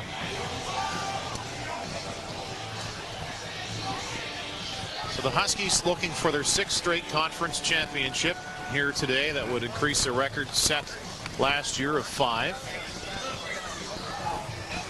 A good look at the spot right between the feet of Peter Eadie. And although it looked obvious to be short, I really appreciate the officials doing this because it allows the team to know where the ball is. Even if it's not within a yard, it still gives them an opportunity to know where it is, where the lines markers are not showing up underneath the snow. So 2nd and short for the Axemen. Again, they went to the ground successfully on their first possession in the first half. Pavlich 4 carries, just 5 yards. So Gillen coming through out of the backfield so far today for Acadia. Coming off the 15-8 win last week against St. X on home turf. They beat St. Mary's 25-24 in week 8, but none of that matters now. Jeff Cummins hoping for the victory today. The winner will go out west to play the victor of Canada West, and we'll show you some of those score updates as those games get underway across the country today. 2nd and 1.5 we'll call it. And the inside handoff to Lavoie, who burrows forward. So Lavoie getting a good run at the line of scrimmage, and that is a good play. Yes, it's difficult for the quarterbacks to get footing, but there's a trade-off. When you turn to hand that ball off, that's where the exchange could have problems on a slippery day. With the quarterback, as we saw Pinella in the first half, keeping it, there's less risk as far as the handoff. He just can't get as much steam going at straight ahead.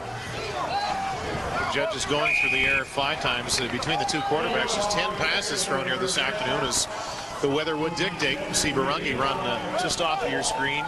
He was the recipient of the 2 passes from Judd, the 2 completions, as Chris Judd kicks the snow out of his cleats and runs the offense on first down. And Gillen with a wide hold right up the middle. He goes right over top of Nash and is inside St. Mary's territory. He's to about the 40-yard line, we'll say. And once again, to recap for the folks at home, the reason that both teams, Jack Loney and now we see Gillen having success, watch straight ahead. These offensive linemen have to get bodies on body. That's all they have to do. The defense can't really move laterally to right or left because of the footing. They're trying to take people on. And so really you're screen blocking as opposed to having to blow anybody out of there. And you can help yourself by widening your splits on offense a little bit, and the defensive guys may move out with you. Kiriakopoulos also in to help out on the tackle. 1st and 10 once again for Acadia. The pitch to Gillen, who cuts back to the middle. Metledge gets a hold of his right ankle and takes him down, but not before Gillen can pick up about 4 on the play. So not going out real wide because it was taken care of, but Lavoie there cutting down the man at the end of the line of scrimmage so Gillen could cut it back inside. Here's a look at Judd's numbers from the first half. And showing good composure all year, number 5, John. He impressed us from week 1 as coming in as a rookie to this conference, and was never appeared to be in over his head at all this season in any of the games that we've seen. Very mobile quarterback and a bright future for Acadia. It's going to be 2nd and 7. Judd looks to the air. Barungi the crossing pattern, and through his hands, as on the coverage was Andre Knights. And once again, the pass was there, but thrown with enough on it that it made it extremely difficult. We know that Chris Judd is a very good passer, and he throws the ball on the string and it gets there in a hurry. On a day like today, that makes it very difficult for receivers. Barungi is there coming on a little bit of a slant. A difficult pattern at any time made more difficult by the weather conditions today. Matt Sharp will come on for the punt. Woodley will go back near his goal line as we show you some of the scores from around the nation. Montreal leading Laval 6-2. A couple of well-balanced teams right there. McMaster up on Laurier. Not sure if Lumsden is playing today for Mac, and a later start, Saskatchewan and Alberta for the Hardy Cup. The winner of this game will play the winner of that game. Ball goes out near about the 14-yard line where the Huskies will take over. And I would say that the McMaster-Laurier score is a bit of a shock for me at the start, as I felt that Laurier could handle that team fairly handily, even though it was closer in the early part of the season. Laurier did win, so it'll be interesting to see if they can prevail. There's a look at the numbers for Pinella in the first half. Nice percentage as far as completions go, but low numbers across the board. As again, we talked about Jack Loney, 17 carries for 174 yards in the first half. And he's back in there at tailback, number 10. You see him to the right of your screen. He gets the handoff, and Jack Loney with those baby steps working well for him today as he is able to keep his feet and a good positive gain on first down. A reminder to tune in every Monday night on Eastlink Television for Harv Sportsland. Harv Stewart, Cecil Wright, Brad McCon. It is on at 8 o'clock, and they welcome your phone calls. That's Harv Sportsland on Eastlink Television, Mondays at 8. So on that first down, St. Mary's offensive line is giving us a natural split that is fairly wide. Normally it's going to be around 2 feet, and they're splitting it out. That tells me they want to run inside, so they want to naturally spread that defensive line out, and they did a good job on the first down. First and 10 again. Why not go back to Jack Loney, who gets a block from Mako, and things open up for Jack Loney, and Philbrick maybe with a saving tackle as he pulled him down, but not before Jack Loney could get another healthy gain on a first down. So how do you attack this? Well, we know that Coach Cummings wanted to work on it in the half, and as you see here, it's not going to be by standing back and allowing them to come to you. As you see here, they're going to have to start taking some risk factors here and attacking this offense and dictating what they can do. Right now, they're catching these blockers, and that's just enough to let Jack Loney get loose. He's using great footwork as he comes down. As you called them baby steps, and that actually is what they are. It means not going so much ahead as keeping my lateral balance so I can move ahead without falling. Markin injured on the play. Great look at that replay from Mike Collier up on the scissor lift way up there in the elements. Our thanks to him and all the Eastlink crew today working hard out here. We're glad you could join us for this conference championship game as fifth-year quarterback Steve Pinella has his Huskies out ahead 10-7. And you wonder if the Huskies can keep running the ball like this, it has to tire out the Acadia defense as well. It does, and this is an important series because if St. Mary's can move this ball down where they had poor field position that Acadia got by moving it down, unable to score, however, St. Mary's can move it back and score. Acadia may be in serious trouble here. So Markin slowly comes off the field, and the Huskies with 2 straight first downs. And will they just keep going back to Jack Loney, or maybe fake to him and go through the air to someone else? We'll see. They are at their 37-yard line, the Huskies. Acadia showing blitz.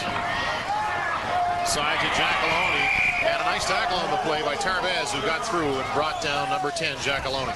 So we saw Acadia countering that by bringing 7 and 8 people up in the line of scrimmage, as I said, and shooting after and starting to dictate to the offense. That will force St. Mary's, if they want to take advantage of that, to have to go to the air, because that's how you will beat that. It was interesting there. Gabe Harvey was set in a wingback position, and just prior to the snap of the ball, he fell forward on his hand in his 3-point position and came back. He can go out of it because he's at the end. However, his movement towards the line of scrimmage could have been interpreted trying to draw the defense offside. It was not called. He had just lost his balance. A gain of 2 for Jack Loney. It's 2nd and 8. Will we see Les Mullings? He was injured near the end of the first half. Jack Loney not enough for the first down. Let's go down to Peter Rutgazer with a special guest. Thank you very much, Dan. We're with Andrew Gallant, receiver with St. FX Axemen. And Andrew, you finished your CIS career now. What are your plans for next season? Well, I may go back to Calgary, or I might try the Europe Leagues just there. It's free traveling, good experience, and I'm still young, so no need to get anything serious yet.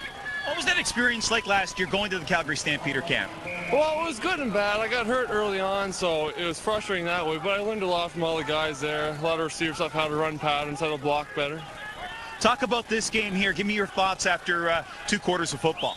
Well, St. Mary's got that touchdown late. It's going to be a close game to the end. I'm not going to lie to you. I'm hoping Acadia pulls it off. They got a good team. They'll look good out of conference. Okay, Andrew, thanks a lot. All right, thanks very much. Back to you, Dan. Well, my question answered. Mullings down there. First man in on special teams with the tackle on Gillen, who went to his knees and was able to get out to about the 33-yard line. And good to hear from Andrew Gallant, a fine receiver in his time with St. X. He was, and I think he'll enjoy the experience in Europe if he chooses to go that route.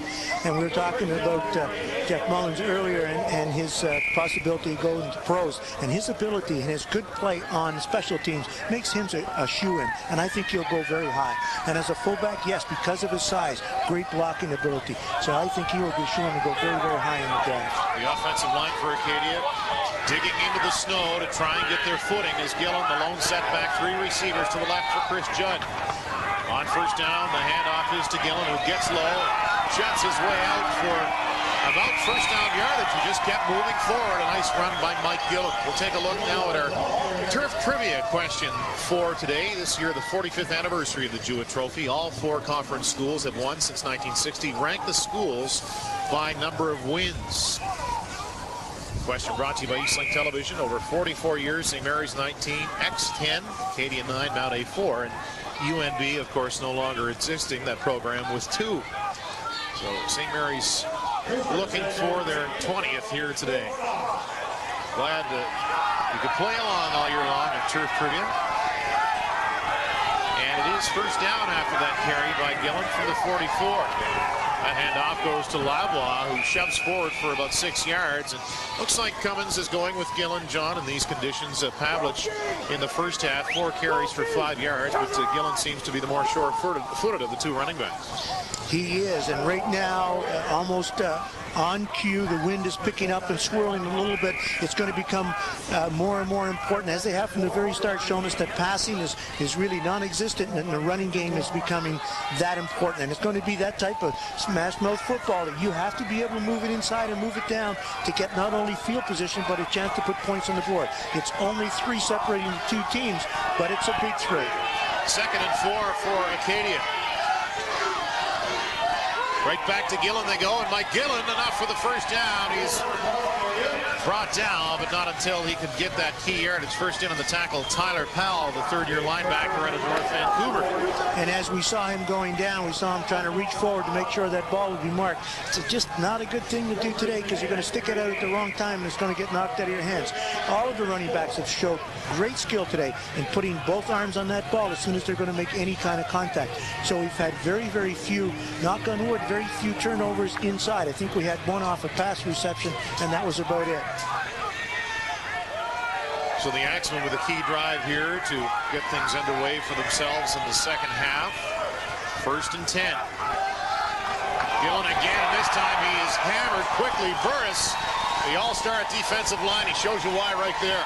He was shooting inside, coming in a hurry, and Judd had some problems with the handoff. And as he fumbled to try to get the ball ready for the handoff, Burris shows up. Watch here, a little trouble right there, just throws the timing off a little bit as Gillen runs into Burris in a hurry, and luckily they were able to hold on to that ball.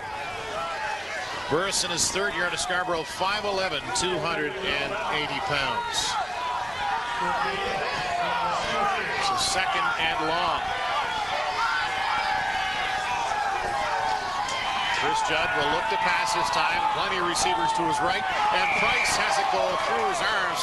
Tough to pick that one up off the turf, and the Axemen will be forced to punt. So the Huskies finally stopping the Axemen drive here with 7:03 to go in the 3rd quarter. That's the type of play that I would like to see Judd take off and run. His receivers were closely covered downfield. They were bringing a lot of people inside, so had he managed, and he did get outside, had he managed to turn it upfield, he may have been able to pick up first down yardage. Nash will go back, as he has done all day, deep for St. Mary's. He's a lone man back there, and Sharp to punt. Sharp lining up at about his 42-yard line. Snap will come from midfield.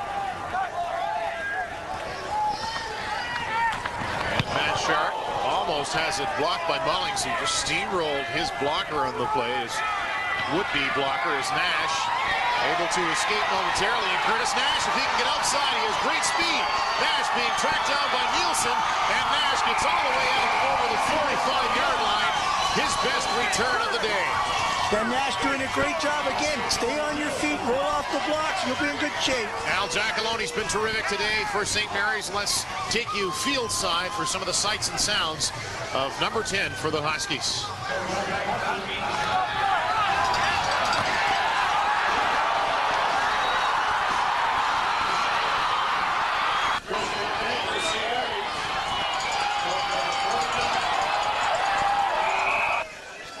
Al Giacaloni, 174 yards in the first half, and he's going to go right back at it. Spins off a tackle, but now Tremaine Thomas brings him down. Good pressure early by Steve Farrell. Steve Farrell and the rest of the linebacking crew backing up the defensive line, and both teams are getting the message. This is what's going to happen. We've got to get people up, and we've got to get them coming in a hurry. So they take that away, and a little gain, anything, and maybe a slight loss. It'll be second and a little bit better than 10. So Acadia's got to continue to do this to force St. Mary's into a situation where they may have to go to the air. Huskies up by 3, as you see. So second and long, they're going to say it's a loss of 2. Second and 12, we'll call it. Pinella in the shotgun. And getting pressure, Pinella pulls it down, and he's going to take off. He has a chance to get enough for a first down, and does. Pinella finally knocked down by Smith. Steve Pinella, he can do that when he has to, and leading the Huskies to move the chains. Well, join host Tanya St. Pierre. We'll tell you about that in just a minute as we take a look at Pinella, but a good play here, John. Watch Al Giacaloni as Pinella takes off here. Downfield, Al Giacaloni's in a stock block. He's holding.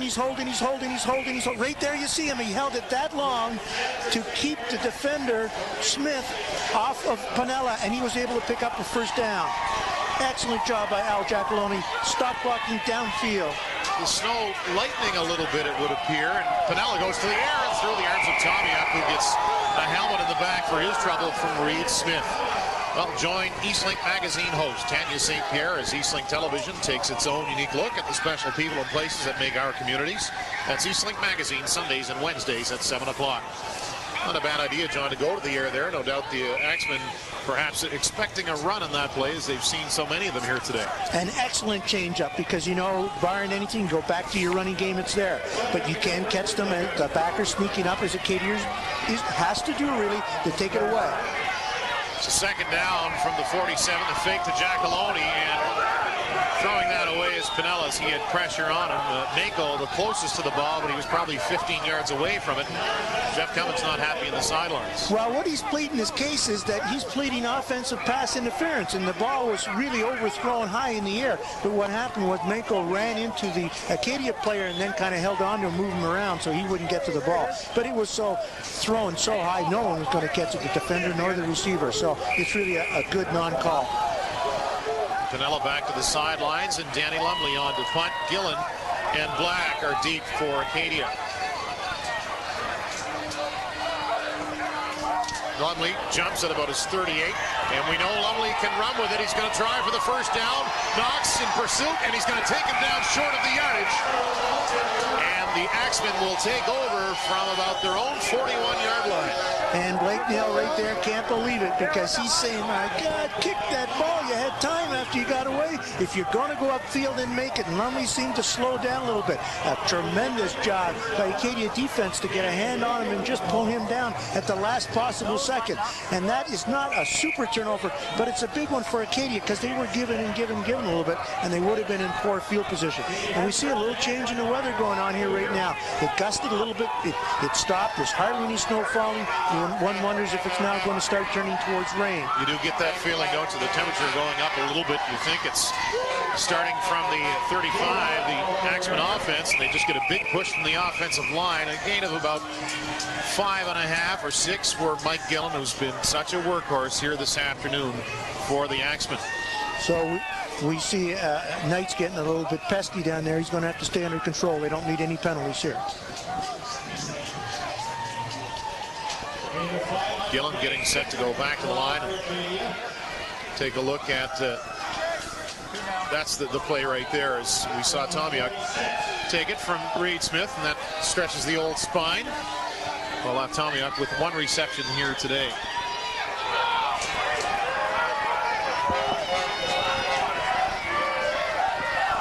It's a second down Judd over the middle and below Matt Clough, who was open on the play, but a little bit of miscommunication. He was wide open, and Judd was still falling back as he tried to get that ball away. Clough's a good option, John. He's a big target. We've talked about that a lot this year. He hasn't been used all that much in a passing situation, but he's a nice option to have coming off his tight end position.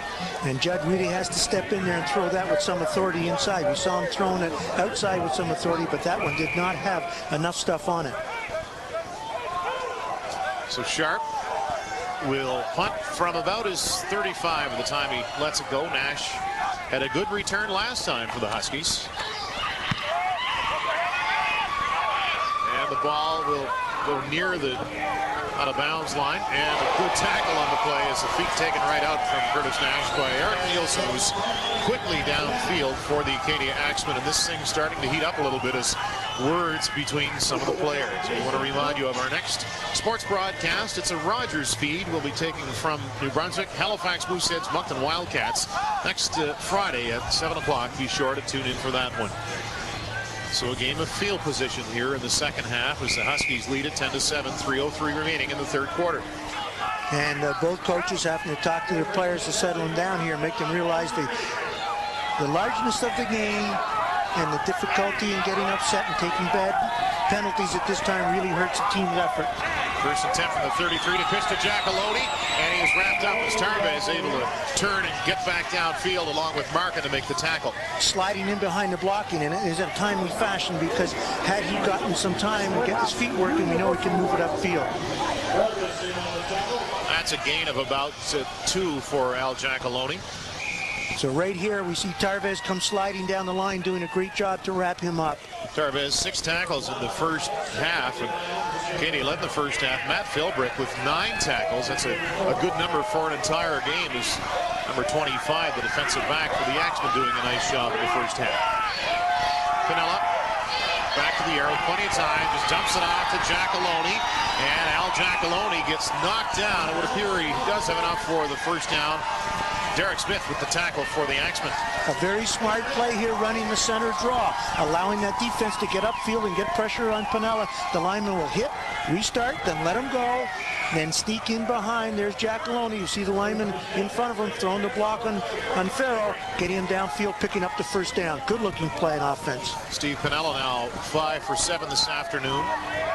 He's run the ball well, too. He has a rushing touchdown here today, and they go inside as it's Harvey trying to spin off a tackle and might have ground out a couple yards in that play. Farrell stepping up, and we saw a lot of movement along the Acadian line, and what that was, trying to jump backwards to the outside. And although you can get caught when you're moving, the advantage to it was that the offensive blockers couldn't locate their blocks, and it really nullified that run at the point of attack. And with such an emphasis in the running game, time going by in a hurry here this afternoon as we're inside 2 minutes to go. As you see, 1:17 and ticking here in the third quarter. 2nd and 7 for St. Mary's. The pitch comes to Giacalone, able to cut in and buy himself some time. It's tough to track him down. Al Giacalone turns on the Jets and gets into Acadia territory. A nice block on Farrell as Giacalone turned it upfield.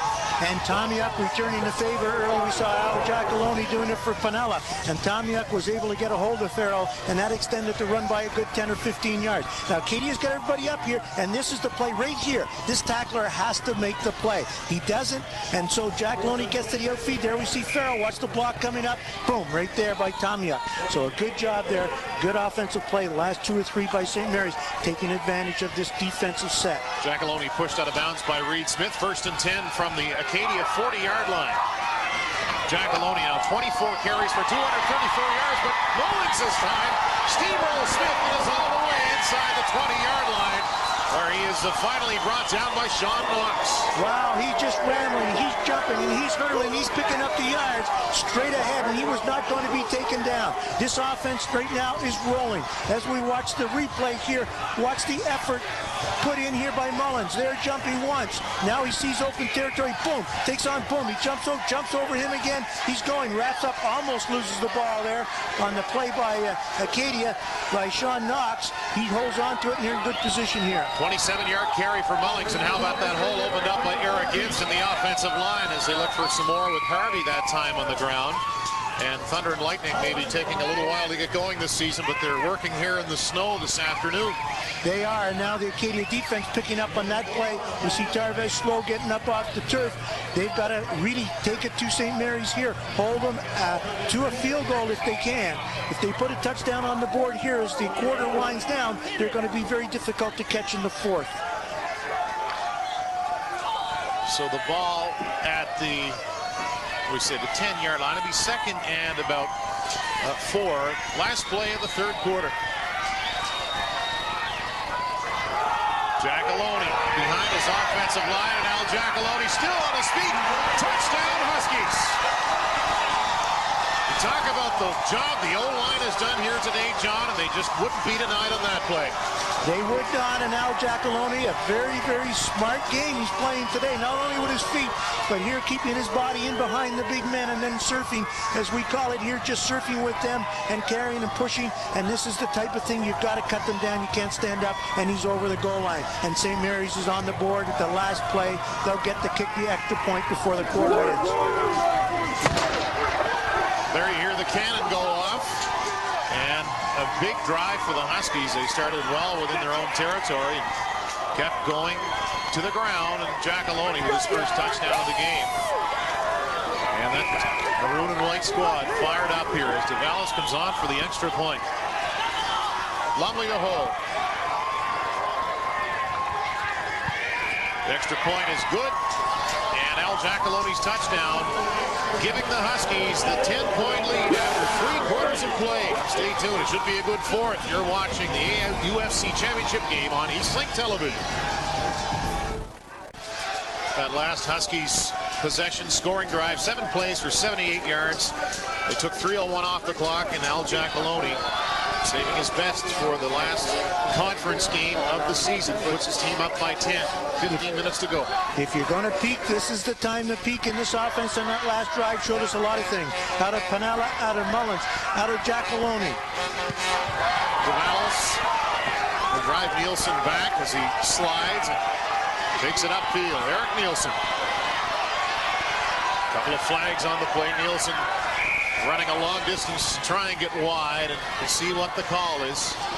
The flag came in an area where there was illegal blocking, or could have easily been, so we'll wait for the call. But as I was saying, Dan, I was very, very impressed with that offensive drive by St. Mary's. Piniella got blocking downfield, a great stock block by Giacalone, and he could pick up first down. Giacalone got a nice block off of Tomiuk. He was able to pick up yardage. Mullins was able to hit the middle of the field, ramble, jump, and get downfield. Offensive linemen standing defensive players up and pushing them back. Altogether, the best offensive drive I've seen from St. Mary's this year, and maybe one of the best of the season. Now the call there is blocking below the waist. You cannot, on a special teams play, kickoff, etc., or a turnover, block below the waist. And that was the call that was made. Somebody went in and blocked across the knees or lower than the knees and got called. And that's 15 yards, so it takes it way back. So Acadia will be deep in their own end. You know, the Axemen only trail by 10. You get the feeling they have to get something going right here. At least move the ball into Huskies territory and try and get something positive going. As they trail by 10, just 10 seconds into the fourth quarter. We know that excitement is contagious, and it will be passed from the offense to the St. Mary's defense. So right now you are correct. Acadia, if nothing else, must get this ball out of deep in their own end. If they could pick up points, that would be great. But the first task at hand is to gain back some field advantage here. They'll start deep inside their own territory. We'll say it's the 15-yard line. It's impossible to see those lines. And Judd will go up top. James Price with his first reception of the game. He gets about 5 on the catch. We'll show you the stats through 3 quarters of play here between the Huskies and the Acadia Axemen. Look at that differential in rushing and total yards. That is huge. That 408 is huge, and that is what's making the difference on the scoreboard. Earlier in the game at the start in the first quarter, we didn't see it translate. Now we see it translating to a 17-7 lead. So 343 to 130 rushing. That is very one-sided at this point. So time of possession just slightly in favor of the Huskies as Gillen carries that ball. Would have thought it would have been a little more of a difference. The Huskies 23-42 to 21-18 for Acadia through 3 quarters of play. So Acadia starting to do what they need to do here, picking up their second first down, handing off to Gillen off the right side off tackle. They're going to need to continue to do this. Nice gain by Mike Gillen. Tremendous effort from number 1 here today.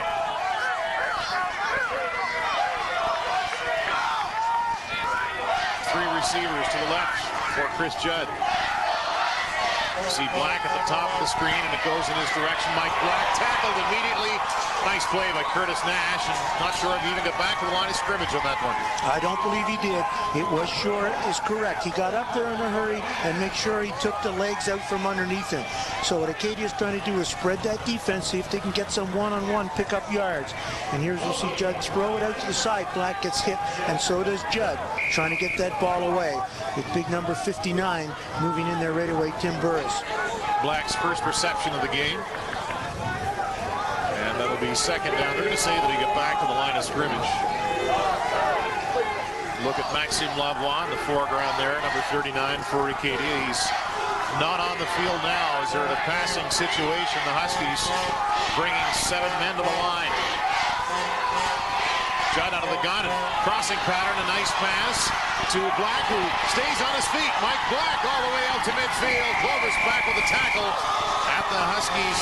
I will say the Acadia 54. Some nice footwork by Mike Black. And Acadia responding. Mike Black coming across on a crossing pattern. Judd picked him up in full stride. He was able to avoid, and we saw the difficulty there from defensive players trying to step forward and make the tackle. And that was really an excellent play. They needed that to move the sticks. Being down 10 points, they can't leave anything until too late. They have to answer the call right now, and they're doing it. This Acadia team is one of great heart. They showed it in the final regular season game here. And they're not going to lay down in the fourth quarter as they trail it by 10 with 12 and a half to go. First and 10 from the 55-yard line. Judd will pass again. And Black falling down, making the catch. He looked right into his number 3, and another first down for Acadia. Now it's going to be a case of St. Mary's can't panic. They can stay in their run defense here just because Acadia's passing. They've got to force it. More bad things can happen. On this one, they do good things, and that is Black gets into a position where he can hold on to the ball. But for St. Mary's, you would much prefer to force them into pass rather than giving something up inside to take that away and then giving up the run. Nice body control by Black. He got down to a knee but was able to reach back and make that catch. Conference leading receiver during the regular season after moving out of the running back position from last year. So the ball at the Huskies 43. And why not keep going to the air? James Price gets walloped by Clovis. A pickup of about 7 on the play. And Price with his second catch of this drive. And right now, Acadia beginning to click on the passing game. And the defenders have to give their receivers some cushion here. They cannot get up and force them real quick because of the bad footing. The cushion is just enough to allow Price. But we see some big hits coming very, very quickly there from Sebastian Clovis and from Birchbright. 7 of 13 for 70 yards now for Chris Judd. 2nd and 3. Fans making a lot of noise here. As I mentioned in the first half, a good Acadia contingent today. Gillen trying to move the pile. Here's he'll be a bit short. We'll see where they spot that ball. They needed 3. It looks to be that it will be close, but it definitely, for the distance away, is 3-down football here.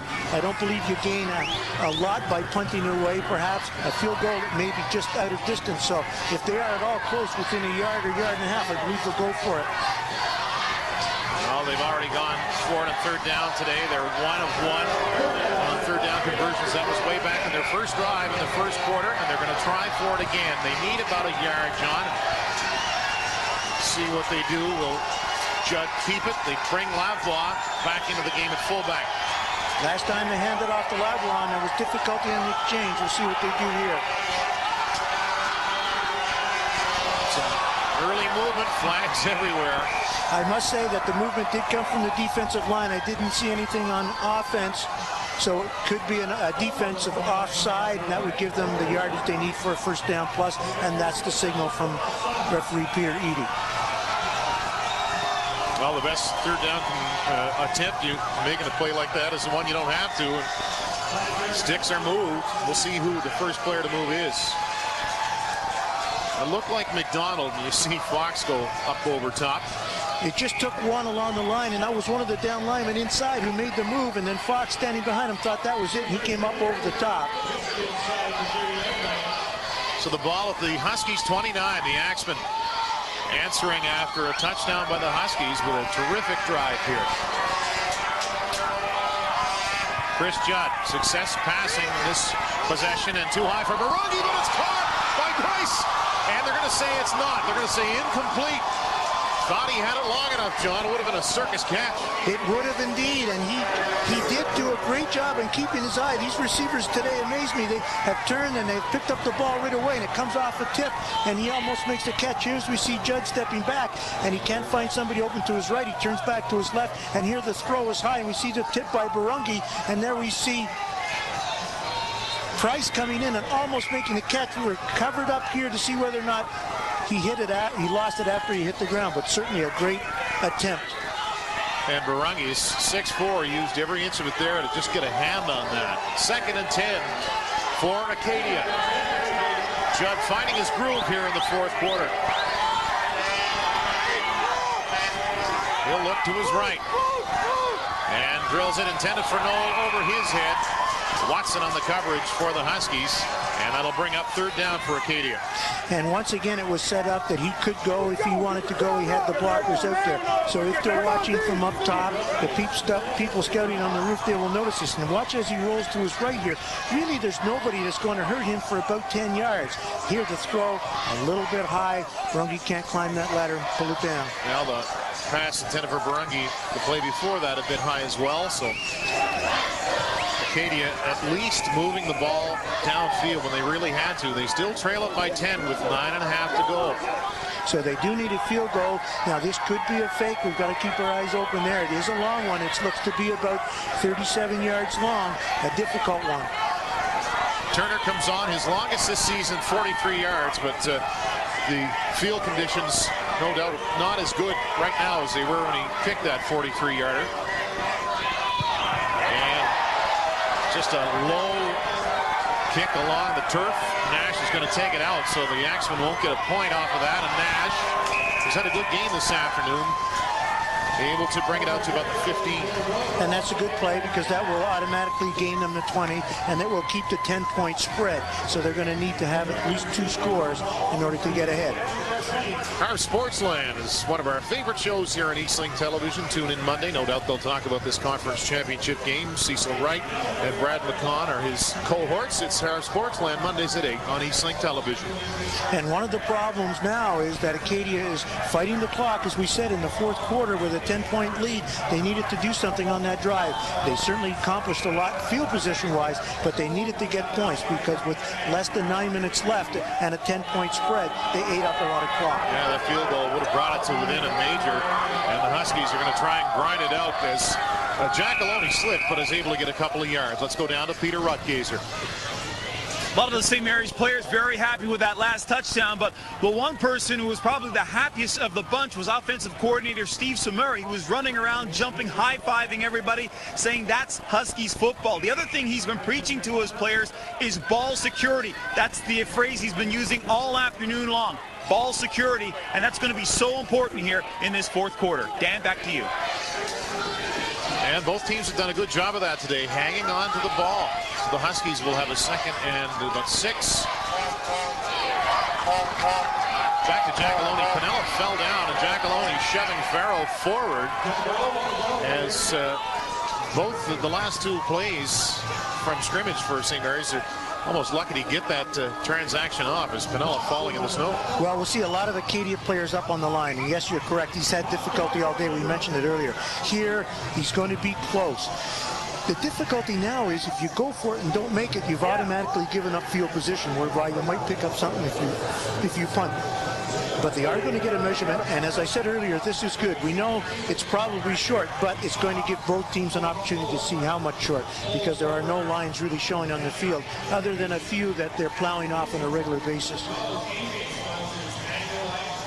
Well, the winner will advance to take on the victor of Canada West, and it's a first down for the Huskies, and a key one as it's inside 8 minutes. They'll go and play the Mitchell Bowl. Now Jack Loney, 27 carries, 253 yards here today, and a touchdown. So it showed a lot better on the field than it did from up here. It looked like he was at least a yard short, but they're working on the chain here. We'll wait until they get the proper measurement in. But if it looked the first time, and it does look again like it may be a first down. Vanilla indicates first down, and indeed it is. And the longer they can get first downs, the more they can carry that ball successfully, the more time becomes an enemy to the Acadia Axemen. And we see their coach Cummings previous to that, Steve Pennell, and I can understand why he was so excited, because that wasn't really an exciting drive. And for an offensive coordinator to see your plays click one after another as they did on that drive is tremendously exciting. Huskies first down from their 31. Loney again looking for a block, and this time Tarvez, who's been terrific today, getting through for the tackle. Loney may have gotten back to the line of scrimmage. And right now Acadia has nothing to lose. They've got to put everybody up on the line, and they've got to go after it. Yes, it is dangerous if St. Mary's goes to the air, but the chances are they may not. It would be tremendously risky. They don't need to turn it over. They just need to run time off the clock. But Acadia, on the other hand, has to get up there and take it away. They've got to play high-risk defense right now. So 2nd and 10 for St. Mary's. No gain on that carry by Loney. Vanilla out of the shotgun. He has 3 receivers to his left, and Mako set out to his far right. Flag on the play is a bit of a stutter on the snap. Tomiak gets out to the 45. Will it come back? I believe so. I believe and the preliminary signal supports my thoughts, and that was there was movement somewhere along the line. It looked like the center moved to look at somebody. When he moved, it set one of his linemen off, and that's the signal. And that was a beautiful catch by Tomiak and picked up first down yardage, and it's coming back. That really hurts.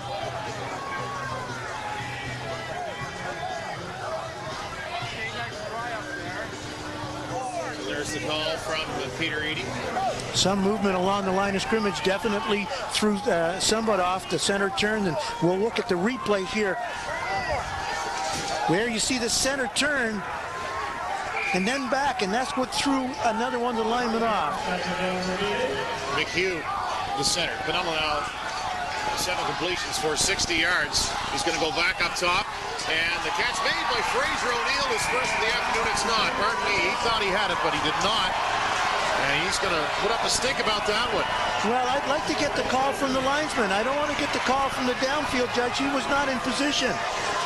As we'll watch it over in the sideline, now, if he sees it bounce, that's fine. The linesman may have been blocked out. Here, as we see the throw go up, and there we see, oh, it is down. Good call, and we see why it was made downfield, because the back is to the line judge. He could not see it. Excellent call by the official. So what looked to be like a poor call, because it was an official away from the ball, the official away from the ball comes to the help and makes the proper call. Excellent. Now, Fraser O'Neill this year averaging 9.8 yards per catch. Last year, 22.8 yards per catch. Now in his 2nd season with the Huskies, an all-star receiver this year. It's a good boot by Lumley. He'll drive Gillen back a good 15 yards in the play. And Gillen tries to get it started upfield. And he's out over the 35-yard line to about the 36 for the Axemen will scrimmage. And he holds onto the ball, and that's going to be extremely important here. And right now, they're going to need to march it down, put some points on the board if they need, and they will need a second score. They need to save that for the last 3 minutes, which lasts for a long time in Canadian football. And I believe they're going to start around, as I think you said, your 46-yard line here. So that's not bad field position, but they cannot take the amount of time off the clock they did last drive. They need to score probably within the next 3 minutes. Well, this veteran Axemen team is going to have to dig deep right now as they're up against it, trailing by 10 as we near 6 minutes to go in the 4th quarter. 3 receivers to the left for Judd, and they go with the handoff to Gillen, and he was brought down immediately Good penetration. Howell is there first for the Huskies. Philip Howell, the 6'4", 230-pound defensive end with the tackle. A sprint draw, but what happened was Gillen ran it back to the inside. If he had to stay closer out to this side where the hole was, right there, you see the block coming, and he took it back too far to the inside. A sprint draw is where the quarterback sprints out, hands the ball off to the back, stationed out there. And if he had it ran straight ahead, he would have been in better shape. So, John, second and about 13. Do they go for it? We'll see if it gets to third down, depending what the Axemen can do here. With just 5:20 to go in the fourth quarter, they need to get something happening right now. Chris Judd over to Ivan Barungi, and he is wrapped up. A good play by Metledge, who wasn't going to let him get anywhere. And with 10 yards to go, I think it's a little bit too much to go on third down. With this much time, you could get a turnover off the punt. I think you've got to punt the ball away, which I believe they're going to do. Here we see the handoff. This battle just to show some of the good work today by the Huskies defense.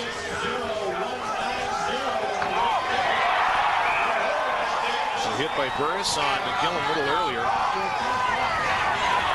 Burris again. You have to credit Gillen. Boy, he just keeps coming back for more. He's one tough running back, as Sharp indeed will go back to punt. Under 5 minutes to go now. And the St. Mary's defense has done a better job of, as we saw there, taking that run game away from Acadia than Acadia has done against St. Mary's. Sharp gets it away. It bounces at about the 30 where Nash will pick it up. And Nash is pushed down by Derek Smith. The Huskies will come back on. And we'll start from, we'll say, the 37-yard line. As just over 4.5 to go, you see. So we have a penalty flag down. We'll wait to see the call.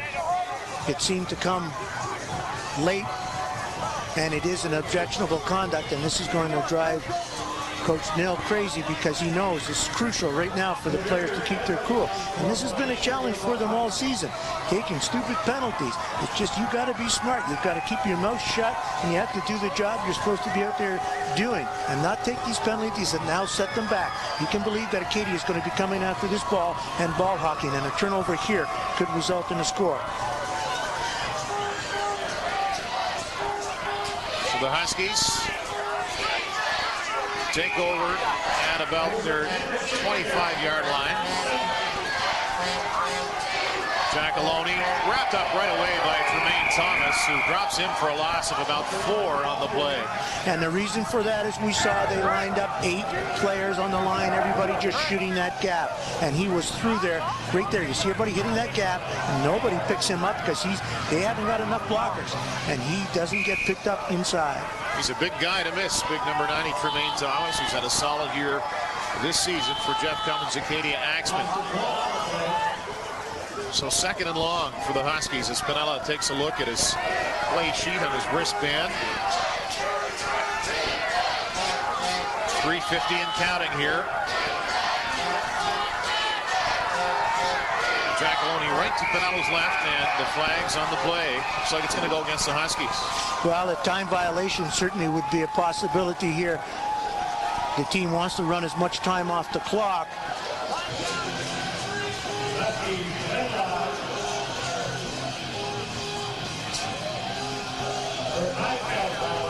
And that's what it is. Early in the game, the referee will give you lots of leeway. Getting to a critical part of the game here where time means a lot to both teams, he will stick closer to the 20 seconds. And I think that's well taken. Nobody's going to have a complaint after that they got more time than they should have. So that stopped the clock, which is not a good thing. It's not under 3 minutes, so they don't lose the down. It is still second down. The Huskies not doing themselves any favors here as Pinella looks up top. He has a man open over the middle, and then over-end pass intended for O'Neill. I'm not sure if that was tipped at the line, but it didn't look very good sailing through the air. So St. Mary's will be forced to punt it. We'll probably look for the Axemen to try and get some pressure on Danny Lumley. It would be a great time here as time is taken out, but it would be a great time to go all out for a punt block. Blake Nill looking for his 6th straight conference championship here today. His team, a couple of penalties called against it in the last few minutes, but today they've been solid, as has Acadia. It's been a very good game. Acadia scoring first to go up 7-0. They haven't scored since. It was on their first drive in the first half. Loney standing about his 12.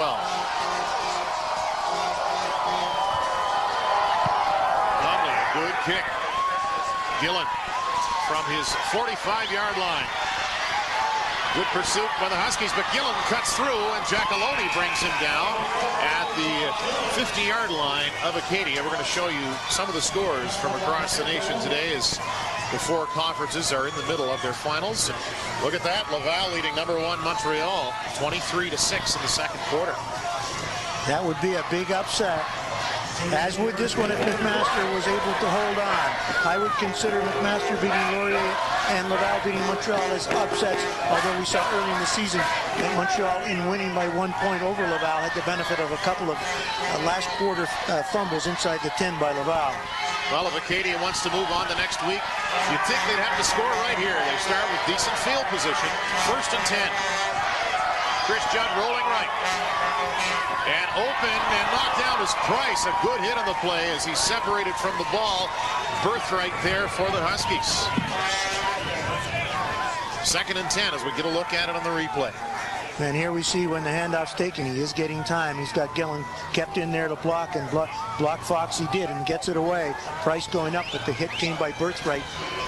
There was also, and so that brings it back and makes it 2nd down and 10. And so now it's getting critical on 2nd and 10 for Judd to come up with the play. This may be the 1 or 2 where he needs to run. And the difficulty is American school quarterbacks are taught not to run. They have a smaller field. And so perhaps that's why it's just not in him to take off like Piniella does, for example. He's been taught to stay in that pocket and get it away at all costs. Well, flags before that ball was even snapped. Judd goes over the middle. Price gets tattooed. Would have enough, more than enough for a 1st down. Kyriakopoulos with the hit. And it's unfortunate, but that's coming back due to an illegal procedure call against Acadia. A beautiful catch, and it would have been 1st down yardage, and this penalty is going to hurt if they can't get the 1st down yardage, but it's coming back.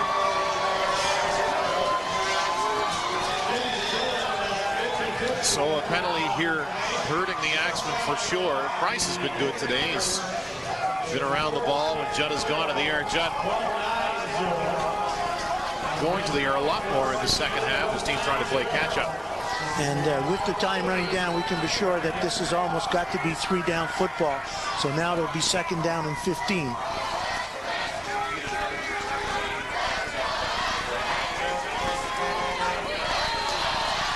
So Chris Judd, under 3 minutes to go, 2.5. You hear the whistle indicating under 3 minutes. Has a lot of field in front of him. 2nd and 15. Looked like moving on the line defensively for the Huskies. Judd rolling to his right, and he's going to go way downfield, and it's picked off. The Huskies, Andre Knights, coming into this game with a bad angle. Nothing wrong with it on that play. He may have just put this one away. Knights still on his feet, and Judd the man to take him out of bounds. And the Huskies are ecstatic. And they're ecstatic for a good reason. Judd had to bide his time, couldn't find the receiver far enough downfield, and then when he went, he let it go, and it hung up in the slight breeze, picked off by St. Mary's. The turnover is a big one. At this late in the game, they could control this for the rest of the time. Here we see as Judd rolls out. He will get the time, but then the pressure comes as he can't find the receiver. When he lets it go, he's just being hit or close to being hit by Fox. Ball hangs up downfield. Great view here from the end zone camera. And there we see stepping in and taking that handoff, Andre Knights. Big turnover. Kyriakopoulos there as well in the coverage, and the intended receiver, Shannon Knoll. So Knights gets the ball way into Acadia territory, but the big thing is the turnover and the time as the Huskies fans start to chant, hey, goodbye. And as the time, we get a great shot of the crowd here, a good crowd this afternoon. And as the time winds down, the referees are talking. And Jeff Cummings here looking inside on us, looking for a ruling on something, pleading and asking for an explanation. Chris Judd limping off after that play, John, favoring I believe his left foot. Brady Pinlett is the backup quarterback today. And, of course, Christian Pike not dressed. So we'll see if John is able to come back on in the field. If indeed they get a chance to, you would think that they would. So the Huskies trying to put the finishing cap on their 6th straight conference championship here with 2:11 to go.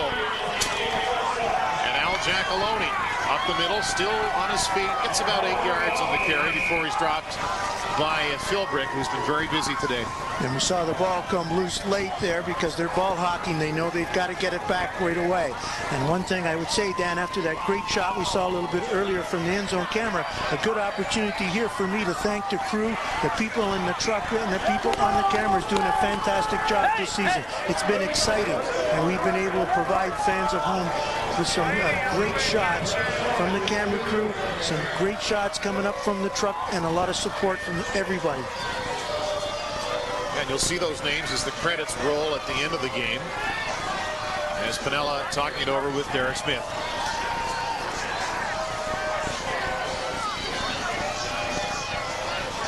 So it'll be 2nd down and about 2 for the Huskies. Not sure what they're discussing right there.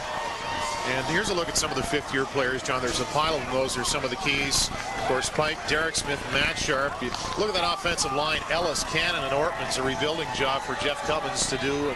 Mike Black had a terrific career here with Acadia as well. You don't want to count them out. There's still 2:05 to go. They're down by 10, but a good chance to look at some of the key contributors over the years for Acadia. So it is 2nd and short. Steve Piniella has been solid today, leading this Huskies offense, but the offensive line opening things up for that man, Giacalone, who bursts it through. Al Giacalone all the way down for a touchdown as he puts on the exclamation point.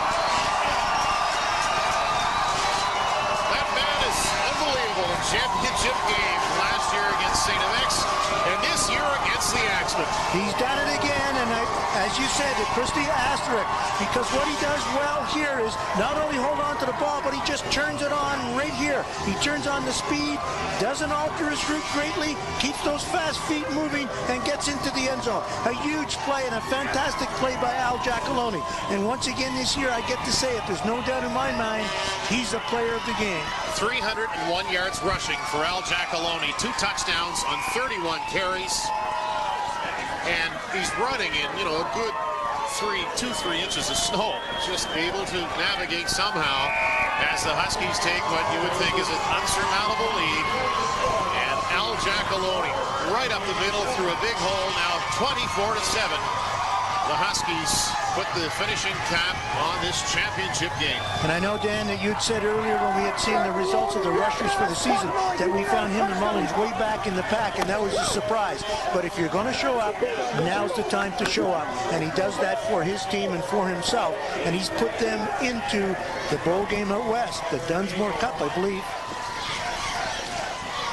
Churchill Bowl? Yeah, the Churchill Bowl, that's right. They change things so often on us, John. Dunsmore, and that was an interesting score.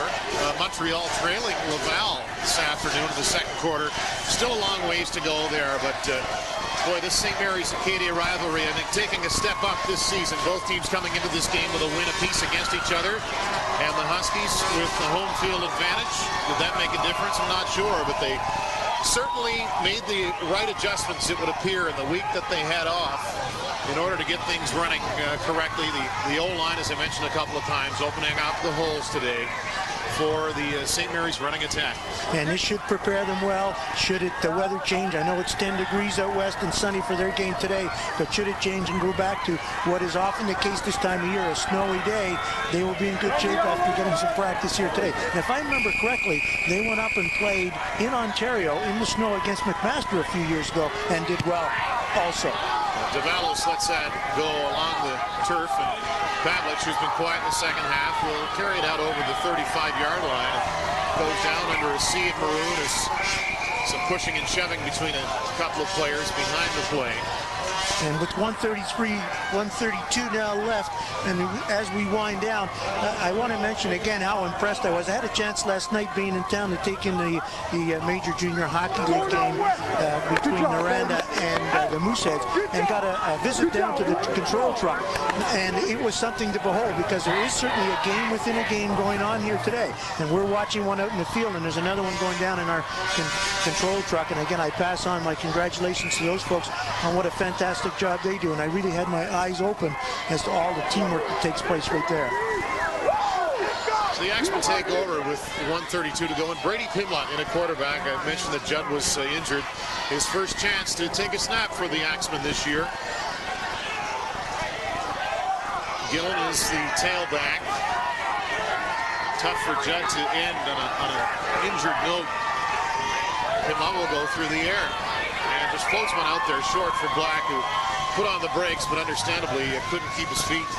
Mike Black, tough to see him go for this Acadia program. He has really contributed a lot in his 5 years. Well, all the fifth-year players for Acadia are going to find it difficult, but boy, they sure treated us as fans to a heck of a season where they stepped forward and were able to beat St. Mary's at home and then come into this game with none of us knowing really who was going to dominate. And it wasn't until late in this game, St. Mary's seemed to, in the third quarter, come out of the half and pick up and march the ball down the field.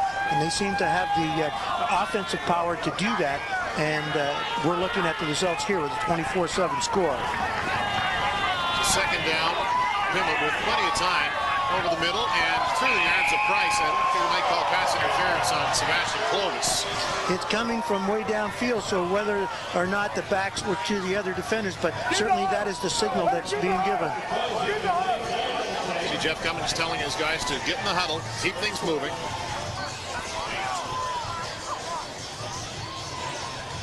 And that is the call. Pass interference coming from the referee. Also, let's take a chance here to thank Steve Burlington for all his work during the season, passing on to us a lot of information that made it easy for us to be prepared for games. Steve would spend his time during the week, send us packages near the end of the week, also contributed many of the trivia questions we've faced. So good to see Steve back and healthy again. Not necessarily back to work. I think he wants to be retired, but thanks very much, Steve, for all your help. We appreciate it.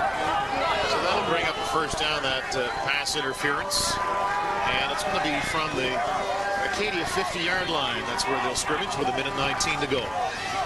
Pimlott goes to Price, who's been busy today, and gets about 9 after the catch. Very close. Now, it could happen if they got a quick score, but right now, with the field conditions the way they continue to be, it's difficult. Well, our next sports broadcast, next Friday, the Halifax Mooseheads visit the Atlantic Division-leading Moncton Wildcats. Will be on the air at 7 o'clock as we take the Rogers feed from New Brunswick, the Mooseheads and the Wildcats on Eastlink Television.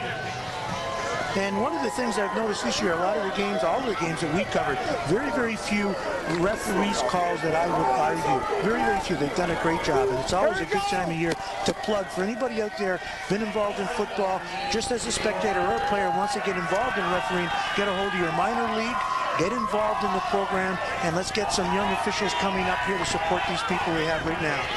That one to Barangi is... He'll have a 12 on that catch.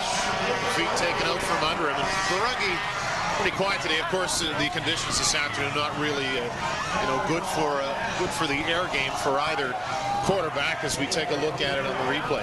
Well, we see here something a little bit different. Because of the inability to get a good grip on the ball, it's floating out there a little bit. But on a day like today, it tends to be that you get better results, although it's slowing down the pattern a little bit. We saw earlier where Judd put some really good stuff on it, and the difficulty there was that the receivers just couldn't hold on to it. And there we see Al Loney. Wow, what a day, and what a big day for him, and what a great time for it to happen. So many big runs this afternoon and accumulating 300 yards. And Price takes a pop and hangs onto the ball as Kyriakopoulos whacked James Price, and we'll have another first down. So able to move the ball down the field, getting some first downs. Why? St. Mary's has backed off some. They're willing to give up all this stuff as long as you use the clock. So Pimlott's look pretty good here, of course. Was nearing the end of the game, but nice for him to get in and get a couple of chances with it. Number 18. James Price has been the go-to guy this afternoon through the air. 3 catches now.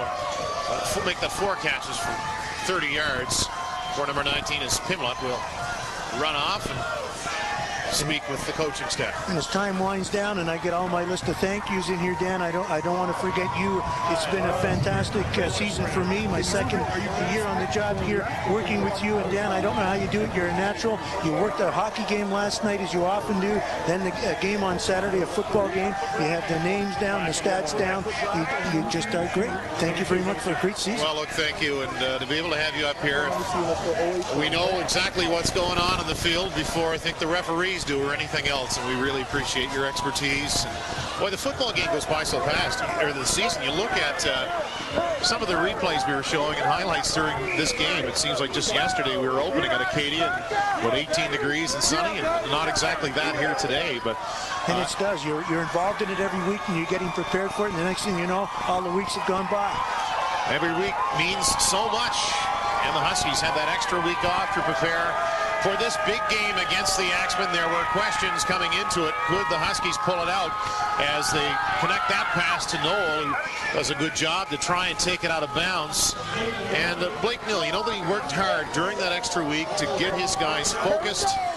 And he looks a little extra damp. He just had the water poured over him, and that's a feeling he's been used to the last number of years. You have to give him credit. He gets the best players, but obviously he's a terrific coach. He is, and he would be the first one to tell you that this season, being very rewarding because of where they are right now, has taken a tremendous toll on him as a coach. He's had to dig down deep and find all of the skills that he has to keep these men working hard towards the goal of getting to where they are almost. One more step, one more game, and they'll be back in the venue. Well, this is the last play, barring a penalty, of the game. Pimlet goes deep, intended for Black, and he's interfered with, so it won't be the last play of the game as Nash hooked up onto his arm and throwing the flag. So another crack at it for the Axemen. And it's funny how some things work out. At the start of the season, everybody was saying St. Mary's will win, St. Mary's will get back in another venue. And then as the season went on, and the things that coaching, Blake Nill and his coaching staff had to deal with, how the other teams progressed at the same time, made for a tremendously exciting season. And I know that as St. Mary's heads out west, I see Saskatchewan or Alberta be one of those two teams. Whichever one will be really, really difficult. But I know for a fact that if their running game, if their offense that Steve Merrill was so excited about today can continue to do what they have done today, they'll be in good shape. Yeah, you don't want to count them out. I mean, some people get down on them a bit this year. They haven't been as successful as in other years, but this is a different season, and anything can happen. As we saw today, they were really able to put together some successful drives in some bad weather here against the Acadia Axemen, who have one more crack at it to try and jam it into the end zone. And the thing is, if you're going to peak, you want to peak at the best time. Hockey does it often. You got a hot goaltender, you peak in the playoffs, and you're in good shape. Right now, St. Mary's is peaking, then it's the most fantastic time for them to have it happen, and it's right now. Now there's a good look at some of the Axemen. Gillen and Lavoie as Pimlet talks it over with Jeff Cummins. Acadia really bringing it this year, John. They almost beat Laval at home. They went to Sherbrooke and lost in overtime in a high-scoring game, and did something here that hasn't been done in a long time. They won in week 8 in what was just a terrific ball game. Just coming up a little bit short today against a team that has a lot of experience in big games in St. Mary's. You're correct, and you'll remember a year ago in a game of Acadia versus Montreal, Acadia didn't complete one forward pass in that game. Unbelievable. Here 1 year later, they're taking St. Mary's right down to the end, and they've brought out the best in St. Mary's for them to have a chance to win. Well, the Huskies just want to get this thing over with. The clock is set at 0 for the last few minutes. Pimlet will try and go to the air as he's being chased down by Clovis. He's not going to get there, and that's how it's going to end. The Huskies win again their 6th straight conference championship, 24-7, as they defeat the Acadia Axemen. Blake Nill, he's wet, he's a little bit cold, but you know he's happy. He's standing by with Peter Rutgeser. And Peter, let's go to you now. Thank you very much, Dan. Coach, talk about this game here. In the first half, in the first quarter, you guys struggled a little bit, and then Al Giacalone really picked you up on offense. Talk about Al's play. Al came to play. You know, he did a great job.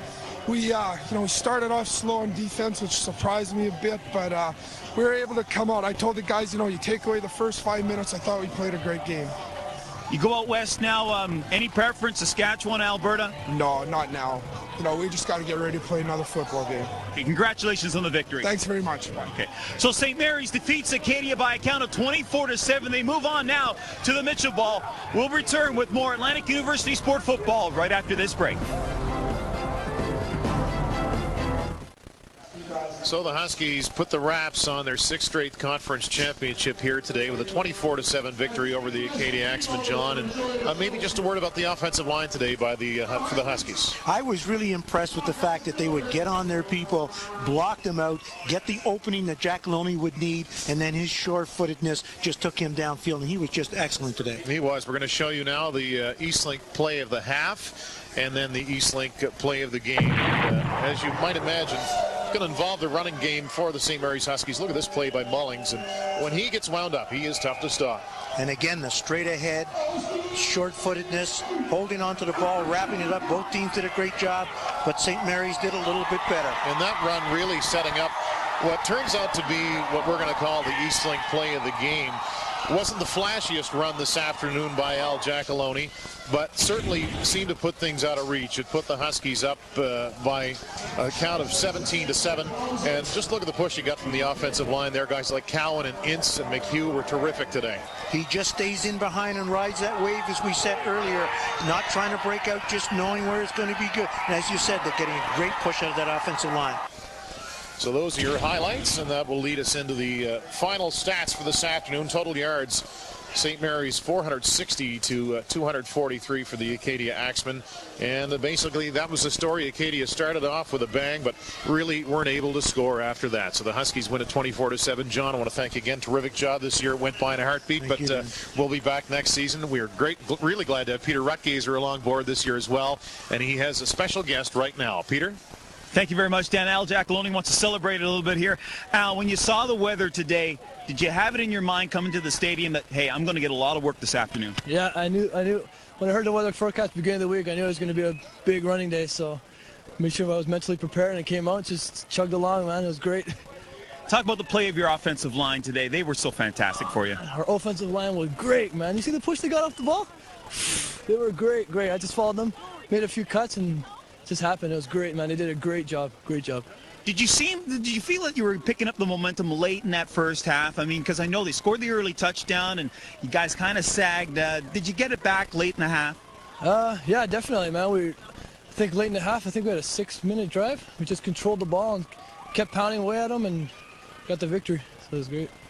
Congratulations on the win, and fantastic game for you here today. Thank you very much. Al Giacalone, who had a great game here for the St. Mary's Huskies. So let me just remind you, if you have any thoughts on our broadcast here today, you can phone our viewer response line. The number is 1-888-354-8439. And a reminder, our next telecast, it's a Rogers broadcast right here on Eastlink. Quebec Major Junior Hockey action as the Moncton Wildcats play host to the Halifax Mooseheads. You can see that game next Friday night at 7 p.m. A great game this afternoon. It's St. Mary's defeating Acadia by a count of 24-7. They move on to the Mitchell Bowl. On behalf of Dan and John and the crew that did a fantastic job this season, I'm Peter Rutgazer saying good night from Halifax. Telephone services for this broadcast have been provided by Eastlink. It's that easy.